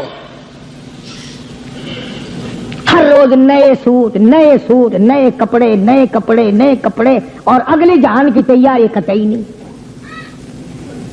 بڑی عجیب بات کہی کسی نے، کہتا منہ دیکھ لیا آئینے میں. شیشہ دیکھتی ہیں نا عورتیں، آج کل نوجوان عورتوں سے بھی زیادہ شیشہ بار بار دیکھتے ہیں. کہتا منہ دیکھ لیا آئینے میں، منہ دیکھ لیا آئینے میں، اور داغ نہ دیکھا سینے میں. منہ دیکھ لیا آئینے میں اور داغ نہ دیکھا سینے میں، کیا خوب لگا دل جینے میں، کیا خوب لگا دل جینے میں. مرنے کو مسلمان بھول گئے. اور لوگوں کبھی تو سوچ لیا کر، آج چہرے کی صفائی ہے، کپڑے کی صفائی ہے، بدن کی صفائی ہے، بالوں کی صفائی ہے، مگر دل پلیتی سے بھرا پڑا ہے. اس میں صفائی کب آئے گی؟ وہ کون سا وقت ہوگا کہ تیرا دل شرک سے پاک ہوگا، بدعت سے پاک ہوگا، محمد عربی صلی اللہ علیہ وسلم کی بغاوت سے تیرا دل پاک ہوگا، اور تجھے شرم نہ آئے گی یہ منہ لے کر آقا کے دربار میں تو شفاعت کے لیے جائے گا.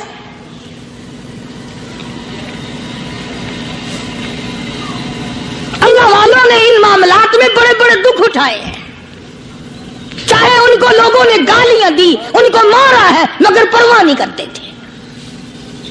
حضرت مولانا محمد قاسم صاحب نانوتوی رحمت اللہ تعالی علیہ بانی دارالعلوم دیوبند پڑھا رہے تھے حدیث پاک. سبحان اللہ، یہ ہمارے جتنے اللہ والے بزرگ، اللہ والے عالم گزرے ہیں، ساری عمر پر حدیث پاک پڑھائی، ان کی زبان مدنی کریم کا فرمان، سبحان اللہ، ساری رات سارا دن، کسی نے 50 برس، کسی نے 40 برس، کسی نے 60 برس، کسی نے 30 برس، رات دن قال قال رسول اللہ صلی اللہ علیہ وسلم ہر وقت۔ تو مولانا نانوتوی کی کسی نے چگلی کری، انگریز گورنمنٹ تھی کہ اس نے تمہارے خلاف چھاونی بنائی ہے، یہ جو اس نے مدرسہ بنایا یہ تمہارے خلاف سازش ہے۔ مسلمان افسر تو یوں ہی دستخط کر دیتا ہے نا اندھا ہو کے، کبھی نہیں فائل پڑے گا کہ اس میں ہے کیا، چاہے خود اس افسر کی پھانسی پہ دستخط کروا لو۔ انگریز پھر ہوشیار تھا، انہوں نے کہا اچھا ہم انکوائری کریں گے۔ حضرت مولانا حدیث پاک پڑھا رہے تھے، طالب علم پڑھ رہے تھے، انگریز افسر آیا اور 3-4 گھنٹے مولانا قاسم نانوتوی رحمۃ اللہ علیہ کے سامنے بیٹھا رہا اور بار بار چہرے کو دیکھتا رہا، جا کے رپورٹ دی کافر انگریز نے، کہنے لگا میں وہ چہرہ دیکھ کر آیا ہوں جو جھوٹ بولنے والا چہرہ نہیں ہے، میں وہ چہرہ دیکھ کر آیا ہوں جو جھوٹ بولنے والا چہرہ اور منہ نہیں ہے۔ دشمن اعتراف کرتا ہے، دشمن اقرار کرتا تھا۔ علامہ انور شاہ کشمیری رحمت اللہ علیہ سہارنپور کے اسٹیشن پہ، ریلوے اسٹیشن پہ ٹکٹ لینے کے لیے کھڑکی کے سامنے آئے اور ٹکٹ کلرک کو پیسے دیے، اس نے ٹکٹ دیا، حضرت کو ٹکٹ دے کر پچھلی طرف سے گیٹ ہوتا ہے، دوڑ کر آیا اور آ کے کہنے لگا مولانا، ہندو تھا وہ، مولانا میں نے آپ کو ریل گاڑی کا ٹکٹ دے دیا، آپ مجھے جنت کا ٹکٹ دیں، کلمہ پڑھاؤ، مجھے کلمہ پڑھاؤ۔ حضرت شاہ صاحب نے پوچھا کہ بھائی تجھے کیا چیز نظر آئی؟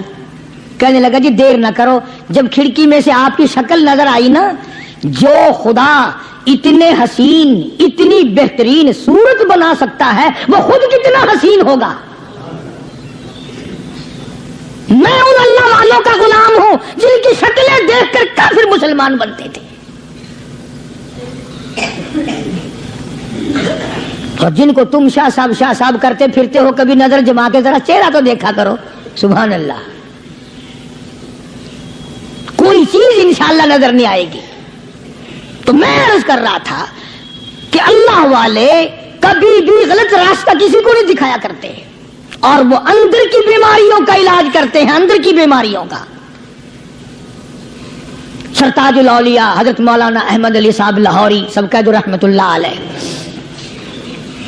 اللہ اللہ اتنے جلیل القدر ولی تھے، علماء نے یوں لکھا ہے کہ پوری امت میں سے 2 آدمیوں کی قبر سے جنت کی خوشبو آئی، پوری امت میں سے، ایک امام بخاری اور ایک مولانا احمد علی لاہوری رحمہ اللہ، قبر کی مٹی سے جنت کی خوشبو۔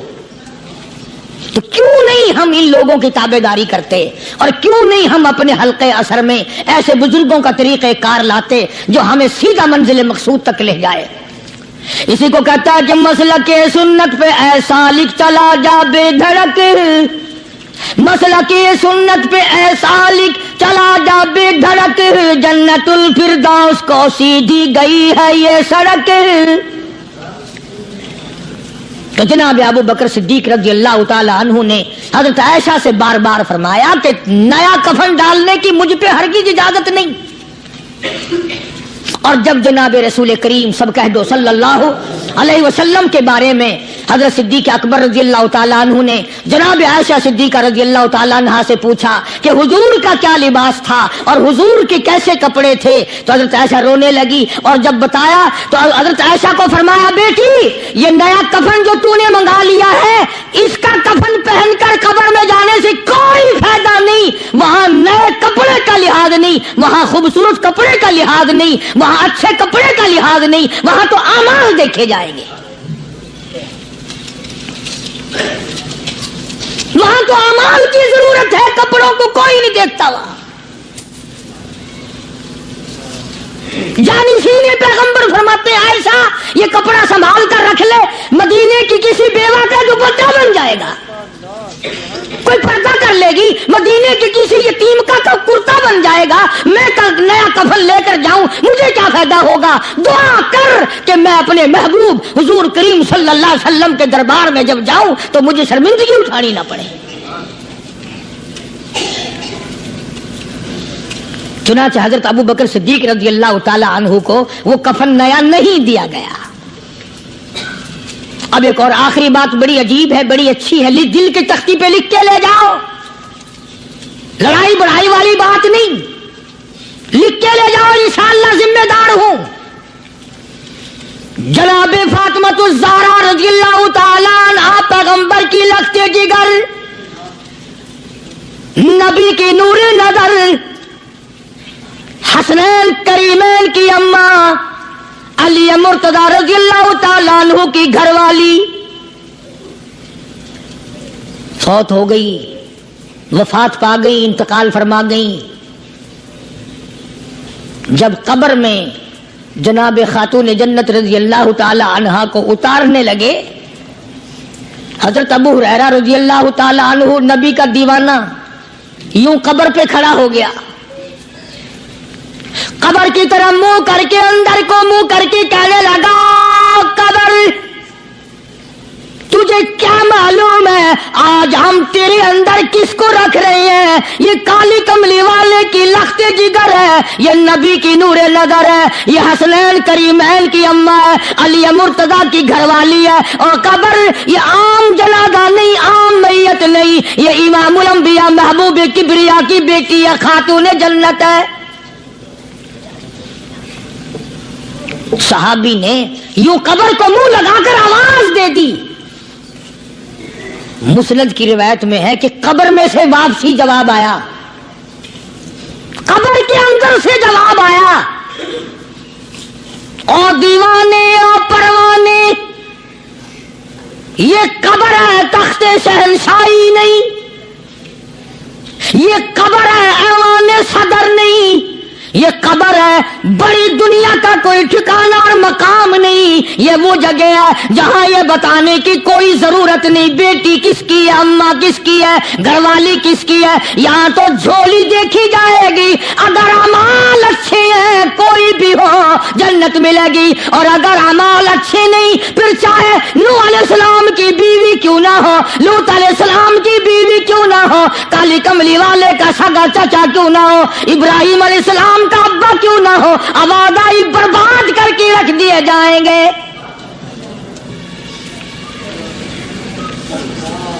یہ تو عمل کی جگہ ہے، عمل کی۔ یہاں نہ اس بات کا لحاظ ہے کہ کپڑے کیسے ہیں، نہ اس بات کا لحاظ ہے کہ لباس کیسا ہے، نہ اس بات کا لحاظ ہے کہ یہ جھوپڑی سے جنازہ اٹھا ہے یا بنگلے سے، نہ اس بات کا لحاظ ہے کہ یہ جنازہ کوٹھی سے نکلا یا جھوپڑی سے نکلا ہے۔ یہاں تو ایمان دیکھا جائے گا، یہاں تو اعمال کی جھولی دیکھی جائے گی، ورنہ اور کوئی صورت یہاں پہ نہیں ہے۔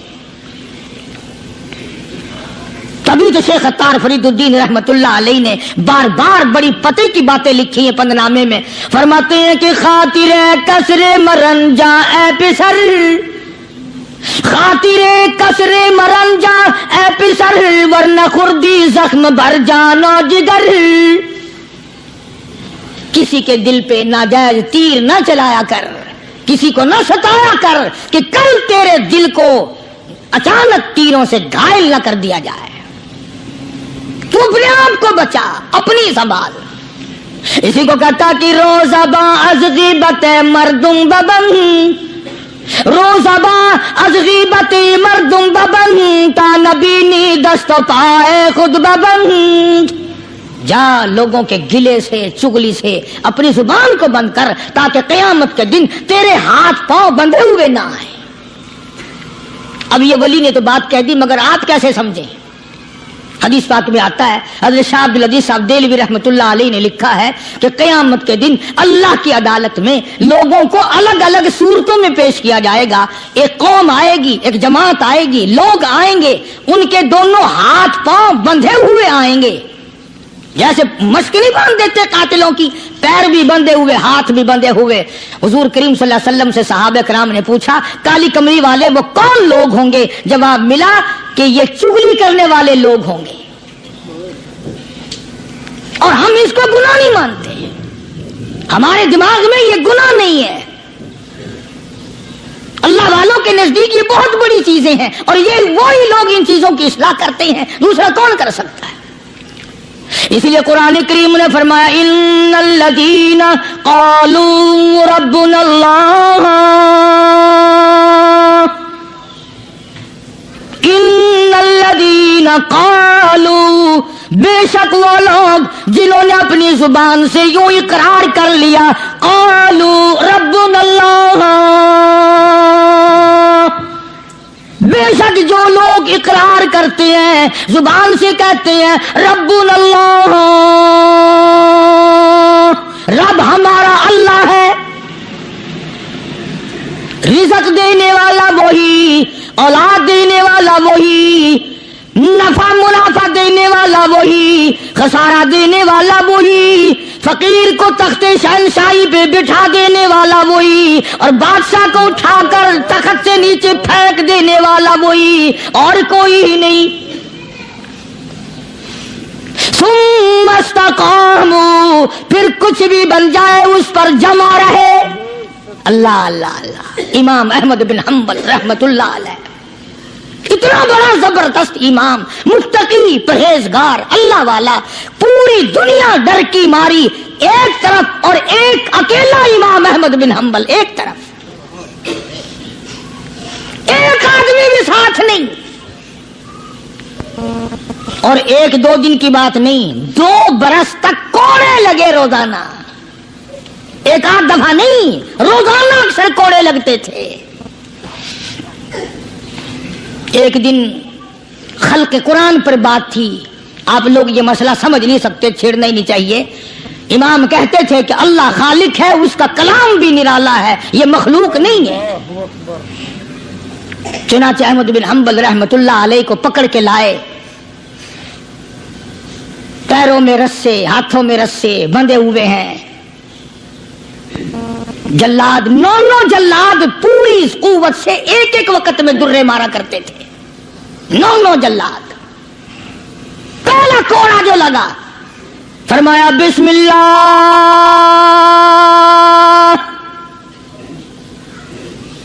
دوسرا کوڑا پڑا، فرمایا الحمدللہ، تیسرا کوڑا لگا، فرمایا الا ان کلام اللہ غیر مخلوق، خبردار اللہ کا کلام مخلوق نہیں۔ جس بات پہ کوڑا لگا تھا وہی اعلان پھر کیا۔ علماء نے لکھا ہے کہ ایک جلاد نے اتنا زور سے کوڑا مارا کہ جو سلوار یا پاجامہ پہن رکھا تھا، اندازہ لگاؤ چمڑے کا کیا بنا ہوگا، کمر بند ٹوٹ گیا، زار بند ٹوٹ گیا کوڑے کی ضرب سے۔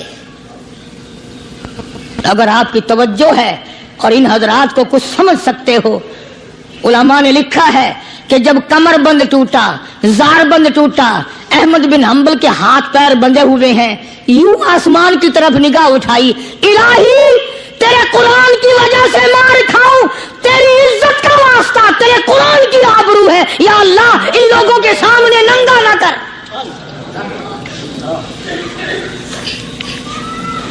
میرے ہاتھ بندھے ہوئے ہیں، میرے پیر بندھے ہوئے ہیں،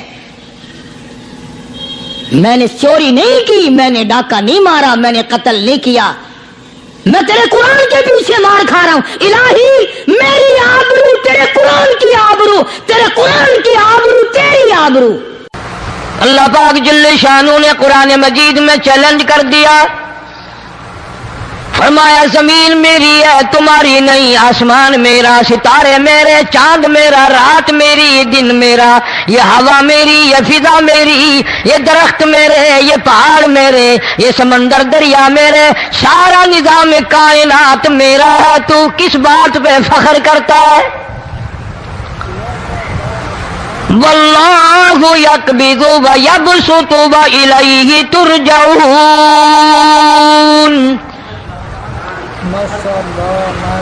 روزی کا گھٹانا بڑھانا میرے اختیار میں ہے، موت کا بھیجنا میرے اختیار میں ہے، یہ میری مرضی، مسجد میں موت بھیجوں، گھر میں موت بھیجوں، پانی میں غرق کر کے ماروں، کسی اور عذاب میں ماروں، میری مرضی۔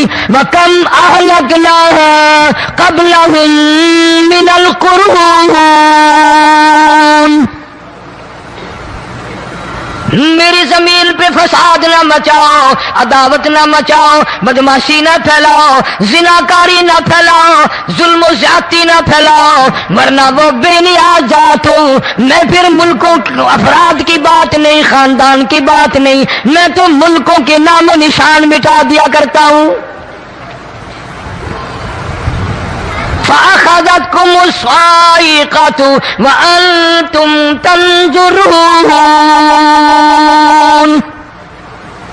جبریل امین نے چیخ ماری، قوم کے جگر پھٹ گئے، تمام لوگ ذلیل ہو کر کے مر گئے۔ قرآن کریم کہتا ہے موسیٰ علیہ السلام کی قوم نے عداوت کی، بدماشی کی، زمین پہ روگردانی کی، ان کا انجام دیکھو۔ لوط علیہ السلام کی قوم نے دنیا میں بدماشی پھیلائی، ان کا انجام دیکھو۔ فرشتے آئے، موسیٰ علیہ السلام کی قوم کو کئی طرح سے عذاب دیے گئے۔ لوط علیہ السلام کی قوم پر فرشتے آئے، پہلے لوط علیہ السلام کو کہنے لگے لوگوں میں بدماشی چھوکروں کے ساتھ پھیلی ہوئی تھی، بڑے خوبصورت جوان لڑکے بن کر آ گئے، نئی عمر کے لڑکے بن کر آ گئے۔ لوط علیہ السلام نے اپنی قوم کو سمجھایا ان کے ساتھ برائی کا ارادہ نہ کرو، یہ میرے مہمان ہیں۔ دروازے توڑنے لگے، دیواریں گرانے لگے، فرمایا قال فما خطبکم ایھا المرسلون۔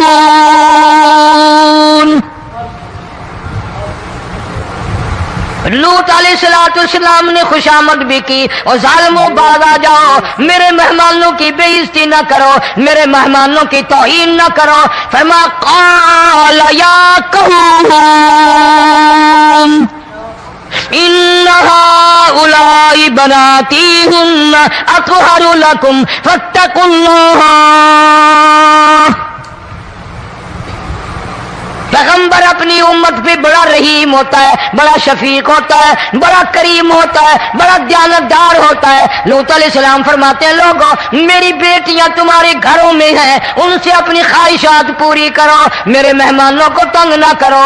زیادہ تنگ کرنے لگے، لوط علیہ السلام نے رو دیا، فرمانے لگے قال لو ان لی بکم قوة او آوی الی رکن شدید،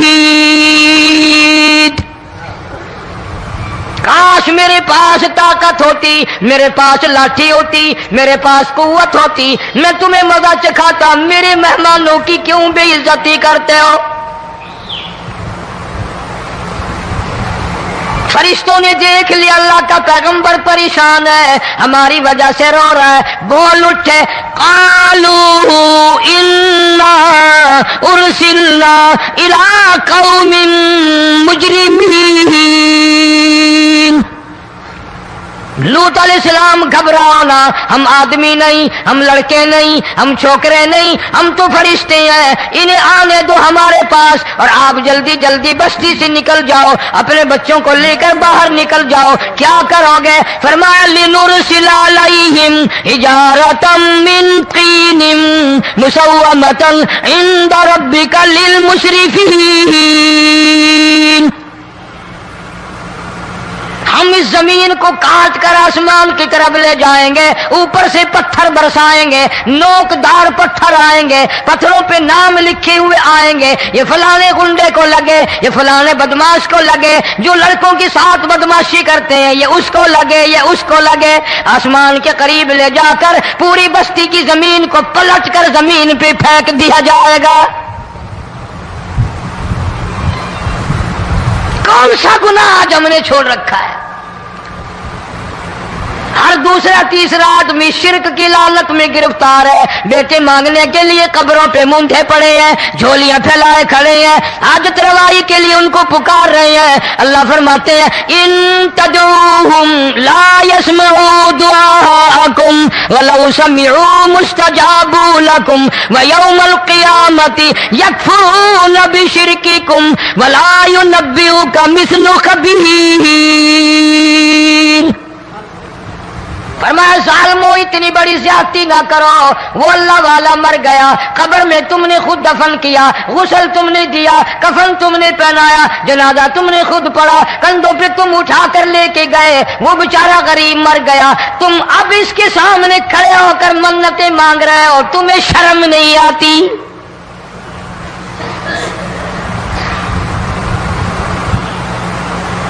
کتمیر کے لفظ آتے ہیں قرآن میں.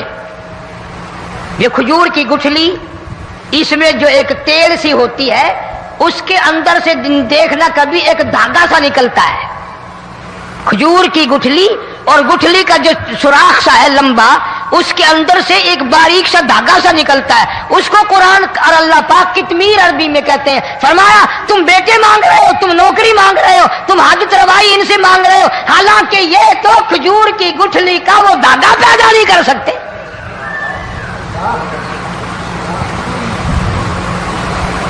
شرک کتنا ہو گیا, بدعت کتنی ہو گئی, پھیرا پھیری, اچھے بھلے حاجی نمازی بھی بعد نہیں آتے. داڑیاں رکھ کر ہم لوگ اپنی داڑیوں کی عزت نہیں کرتے. اب یہ خدا کا عذاب نہیں تو اور کیا ہے؟ کتنے لوگ ڈوب گئے, کتنے بچے ڈوب گئے, کتنا نقصان فصل کا, دانا, جانوروں کا گھاس, یہ علاقے کے علاقے کتنا لاکھ آدمی پریشان ہے. اور یہ گانے بجانے والا گناہ جو ہے, اس کو تو لوگ اب گناہ ہی نہیں مانتے. عورتیں بھی, مرد بھی, چھوٹے بڑے, امیر غریب لگے ہوئے رات دن. جناب امام الانبیاء محبوب کبریا حضرت محمد مصطفیٰ صلی اللہ تعالی علیہ وسلم تشریف لے جا رہے ہیں. بنسری بجنے کی آواز آئی, کالی کملی والے صلی اللہ علیہ وسلم نے پیاری پیاری دونوں انگلیاں اپنے کانوں میں ڈال لی. انس رضی اللہ تعالیٰ عنہ کہتے ہیں کافی دور چلے گئے, پھر مدنی کریم صلی اللہ علیہ وسلم نے مجھ سے پوچھا, او انس کیا وہ منحوس اب بھی آ رہی ہے؟ وہ منحوس آواز اب بھی آ رہی ہے؟ حالانکہ یوں ذرا باہر انگلی کر کے بھی تو سرکار دو عالم صلی اللہ علیہ وسلم سن کر دیکھ سکتے تھے کہ وہ آواز اب بھی آ رہی ہے کہ نہیں. لیکن تیرے میرے نبی امام الانبیاء صلی اللہ علیہ وسلم کا عمل دیکھ, حضور کا طریقہ دیکھ, اتنی نفرت فرمائی گانے بجانے سے, انگلی نکال کر کے بھی نہیں دیکھی. 3 مرتبہ حضرت انس رضی اللہ تعالیٰ عنہ سے پوچھا, جب حضرت انس نے عرض کر دیا اب کوئی آواز نہیں آتی, انگلی نکالی اپنے کانوں سے, فرمایا او انس قیامت کا نزدیک آئے گا, قرب قیامت ہوگا, میری امت گانے بجانے میں اتنی لگے گی جب تک وہ غرق نہیں ہو جائیں گے بعد نہیں آئیں گے.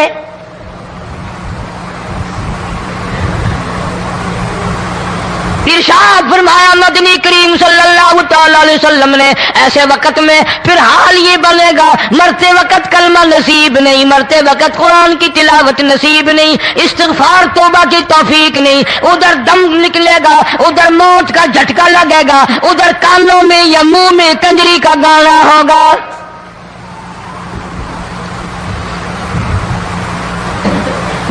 جناب مدنی کریم صلی اللہ تعالی علیہ وسلم نے صحابہ کرام کو ایسی تعلیم دی, ایسی تلقین کی, ان کی ایسی تربیت فرمائی, کوئی گناہ اگر ان سے سرزد بھی ہوا جب تک وہ توبہ استغفار نہ کر لیں نیند نہیں کرتے تھے.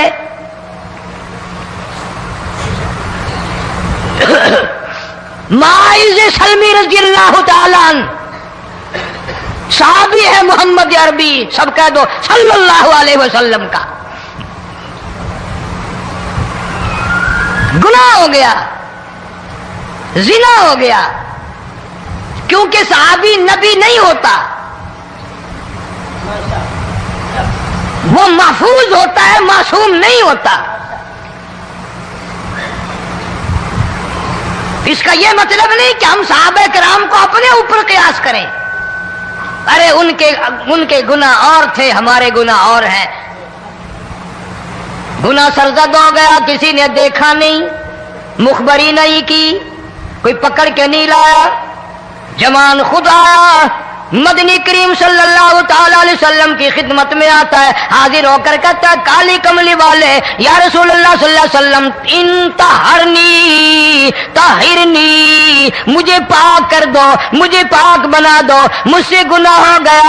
انی قد ہلکت، میں ہلاک ہو گیا، میں تباہ ہو گیا، میں برباد ہو گیا، میں مارا گیا. میرے منحوس قدم اس اللہ کی زمین پہ نہیں پڑنے چاہیے.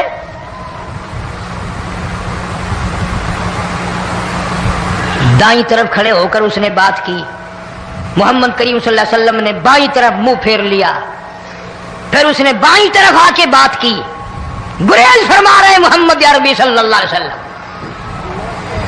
پھر دائیں طرف منہ کر لیا، وہ دائیں طرف آ گیا. آپ صلی اللہ علیہ وسلم نے فرمایا خام میں ہو گیا ہوگا، رات سوتے میں ہو گیا ہوگا، یہ تیرا عقل دکھ گیا ہوگا، تیرا دماغ چکر کھا گیا ہوگا، کیا کہتا ہے تو؟ انہوں نے کہا نہیں کالی کملی والے، میں ڈرتا ہوں قیامت میں کیا بنے گی. تقاضے پہ تقاضا کیا، مجھے سزا دو، اسلامی قانون کے مطابق مجھے سزا دی جائے. نبی پاک صلی اللہ علیہ وسلم نے سزا کا انتظام کر دیا. شادی شدہ تھا، سنسار کرتے ہیں، پتھر مارنے کا حکم ہے. ہائے قرآن کی ان آیتوں پہ عمل کرنے والے لوگ تو بڑی مدت ہو گئی قبروں میں چلے گئے. قرآن موجود ہے، قانون موجود ہے، ماننے والے چلے گئے قبروں میں، اب قرآن کے ساتھ مذاق کرنے والے رہ گئے.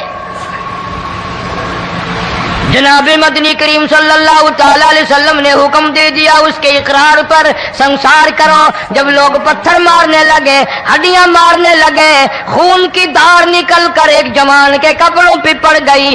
اس نے حضرت معاذ سلمی رضی اللہ تعالیٰ عنہ کی شان میں گستاخی کا لفظ کہہ دیا. مدنی کریم صلی اللہ علیہ وسلم نے سن لیا، فرمایا بعد آ جا، میرے صحابی کو کچھ نہ کہو، اس جوان کو کچھ نہ کہو. کیوں؟ اس لیے اس نے تو وہ توبہ کی ہے، وہ استغفار کیا ہے. اگر ایک صحابی کی توبہ کے صدقے میں آج 12,000 مدینے کی ساری آبادی کو جنت مل گئی.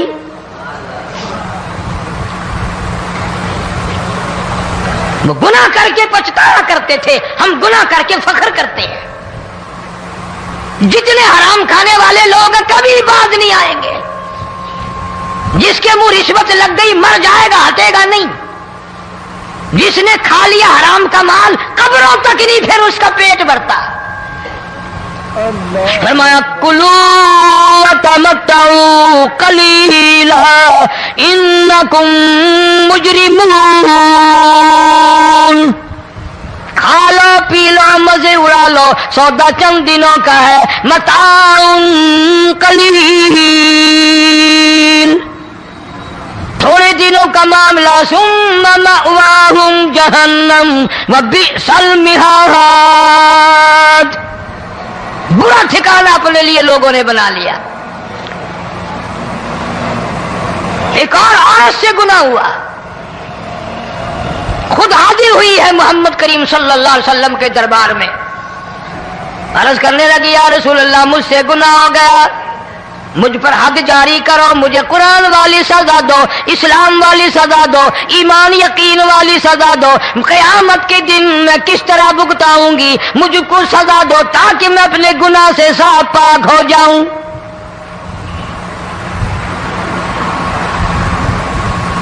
آپ صلی اللہ علیہ وسلم نے پوچھا حمل تو نہیں؟ اس نے کہا ہاں ہو گیا. پیغمبر ہے، نبی ہے، اور یہ تو امام الانبیاء ہے صلی اللہ علیہ وسلم. فرمایا گناہ تو نے کیا، سزا تجھے دیں، یہ بچہ بھی ساتھ قتل ہو جائے گا. آپ نے رو کر فرمایا اس بچے کے قتل کا قیامت میں کیا جواب دوں گا؟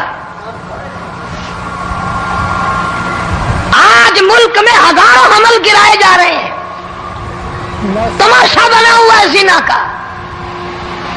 ارشاد فرمایا مدنی کریم صلی اللہ تعالی علیہ وسلم نے زمین پر جس جگہ زنا ہوتا ہے چاروں طرف 40 میل تک 40 دن تک اللہ کی پھٹکار لعنت برستی ہے. زمین کے جس ٹکڑے پہ بدکاری کرتے ہیں زمین لعنت کرتی ہے, مکان کے در و دیوار لعنت کرتے ہیں, چھت لعنت کرتی ہے, کھڑکیاں روشن دان دروازے لعنت کرتے ہیں. اور صرف لعنت نہیں, اللہ پاک فرماتے ہیں وَامْتَازُوا الْيَوْمَ أَيُّهَا الْمُجْرِمُونَ. زمین آئے گی, دیواریں اٹھ کر آئیں گی, اللہ کی عدالت میں گواہ دیں گی, درخت آئیں گے, کھڑکیاں آئیں گی, روشن دان آئیں گے. لوگوں نے تماشا بنا رکھا ہے, کئی لوگ تو یہ کمائی کھاتے ہیں. جب تک اجتماعی گناہ نہیں ہوگا اجتماعی عذاب نہیں آتا. قرآن گواہ ہے, قوم سمود کا کیا بنا, قوم عاد کا کیا بنا, قوم لوط علیہ السلام کا کیا بنا, قوم موسیٰ علیہ السلام کا کیا بنا. ان پیغمبروں کی امتوں کے واقعات قرآن نے سنائے. موسیٰ علیہ السلام کی قوم پہ طوفان آیا, فَأَرْسَلْنَا عَلَيْهِمُ الطُّوفَانَ والجراد والقمل والضفادع والدم آيات مفصلات فاستكبروا وكانوا قوما مجرمين. طوفان آیا, ڈوب کے مرے لوگ, غرق ہوئے. آ گئے موسیٰ علیہ السلام کے پاس, دعا کر دے ہمارے لیے, ہم سچی توبہ کر کے آئے ہیں, اب شرک نہیں کریں گے, کفر نہیں کریں گے, اللہ کی توحید کو تسلیم کریں گے.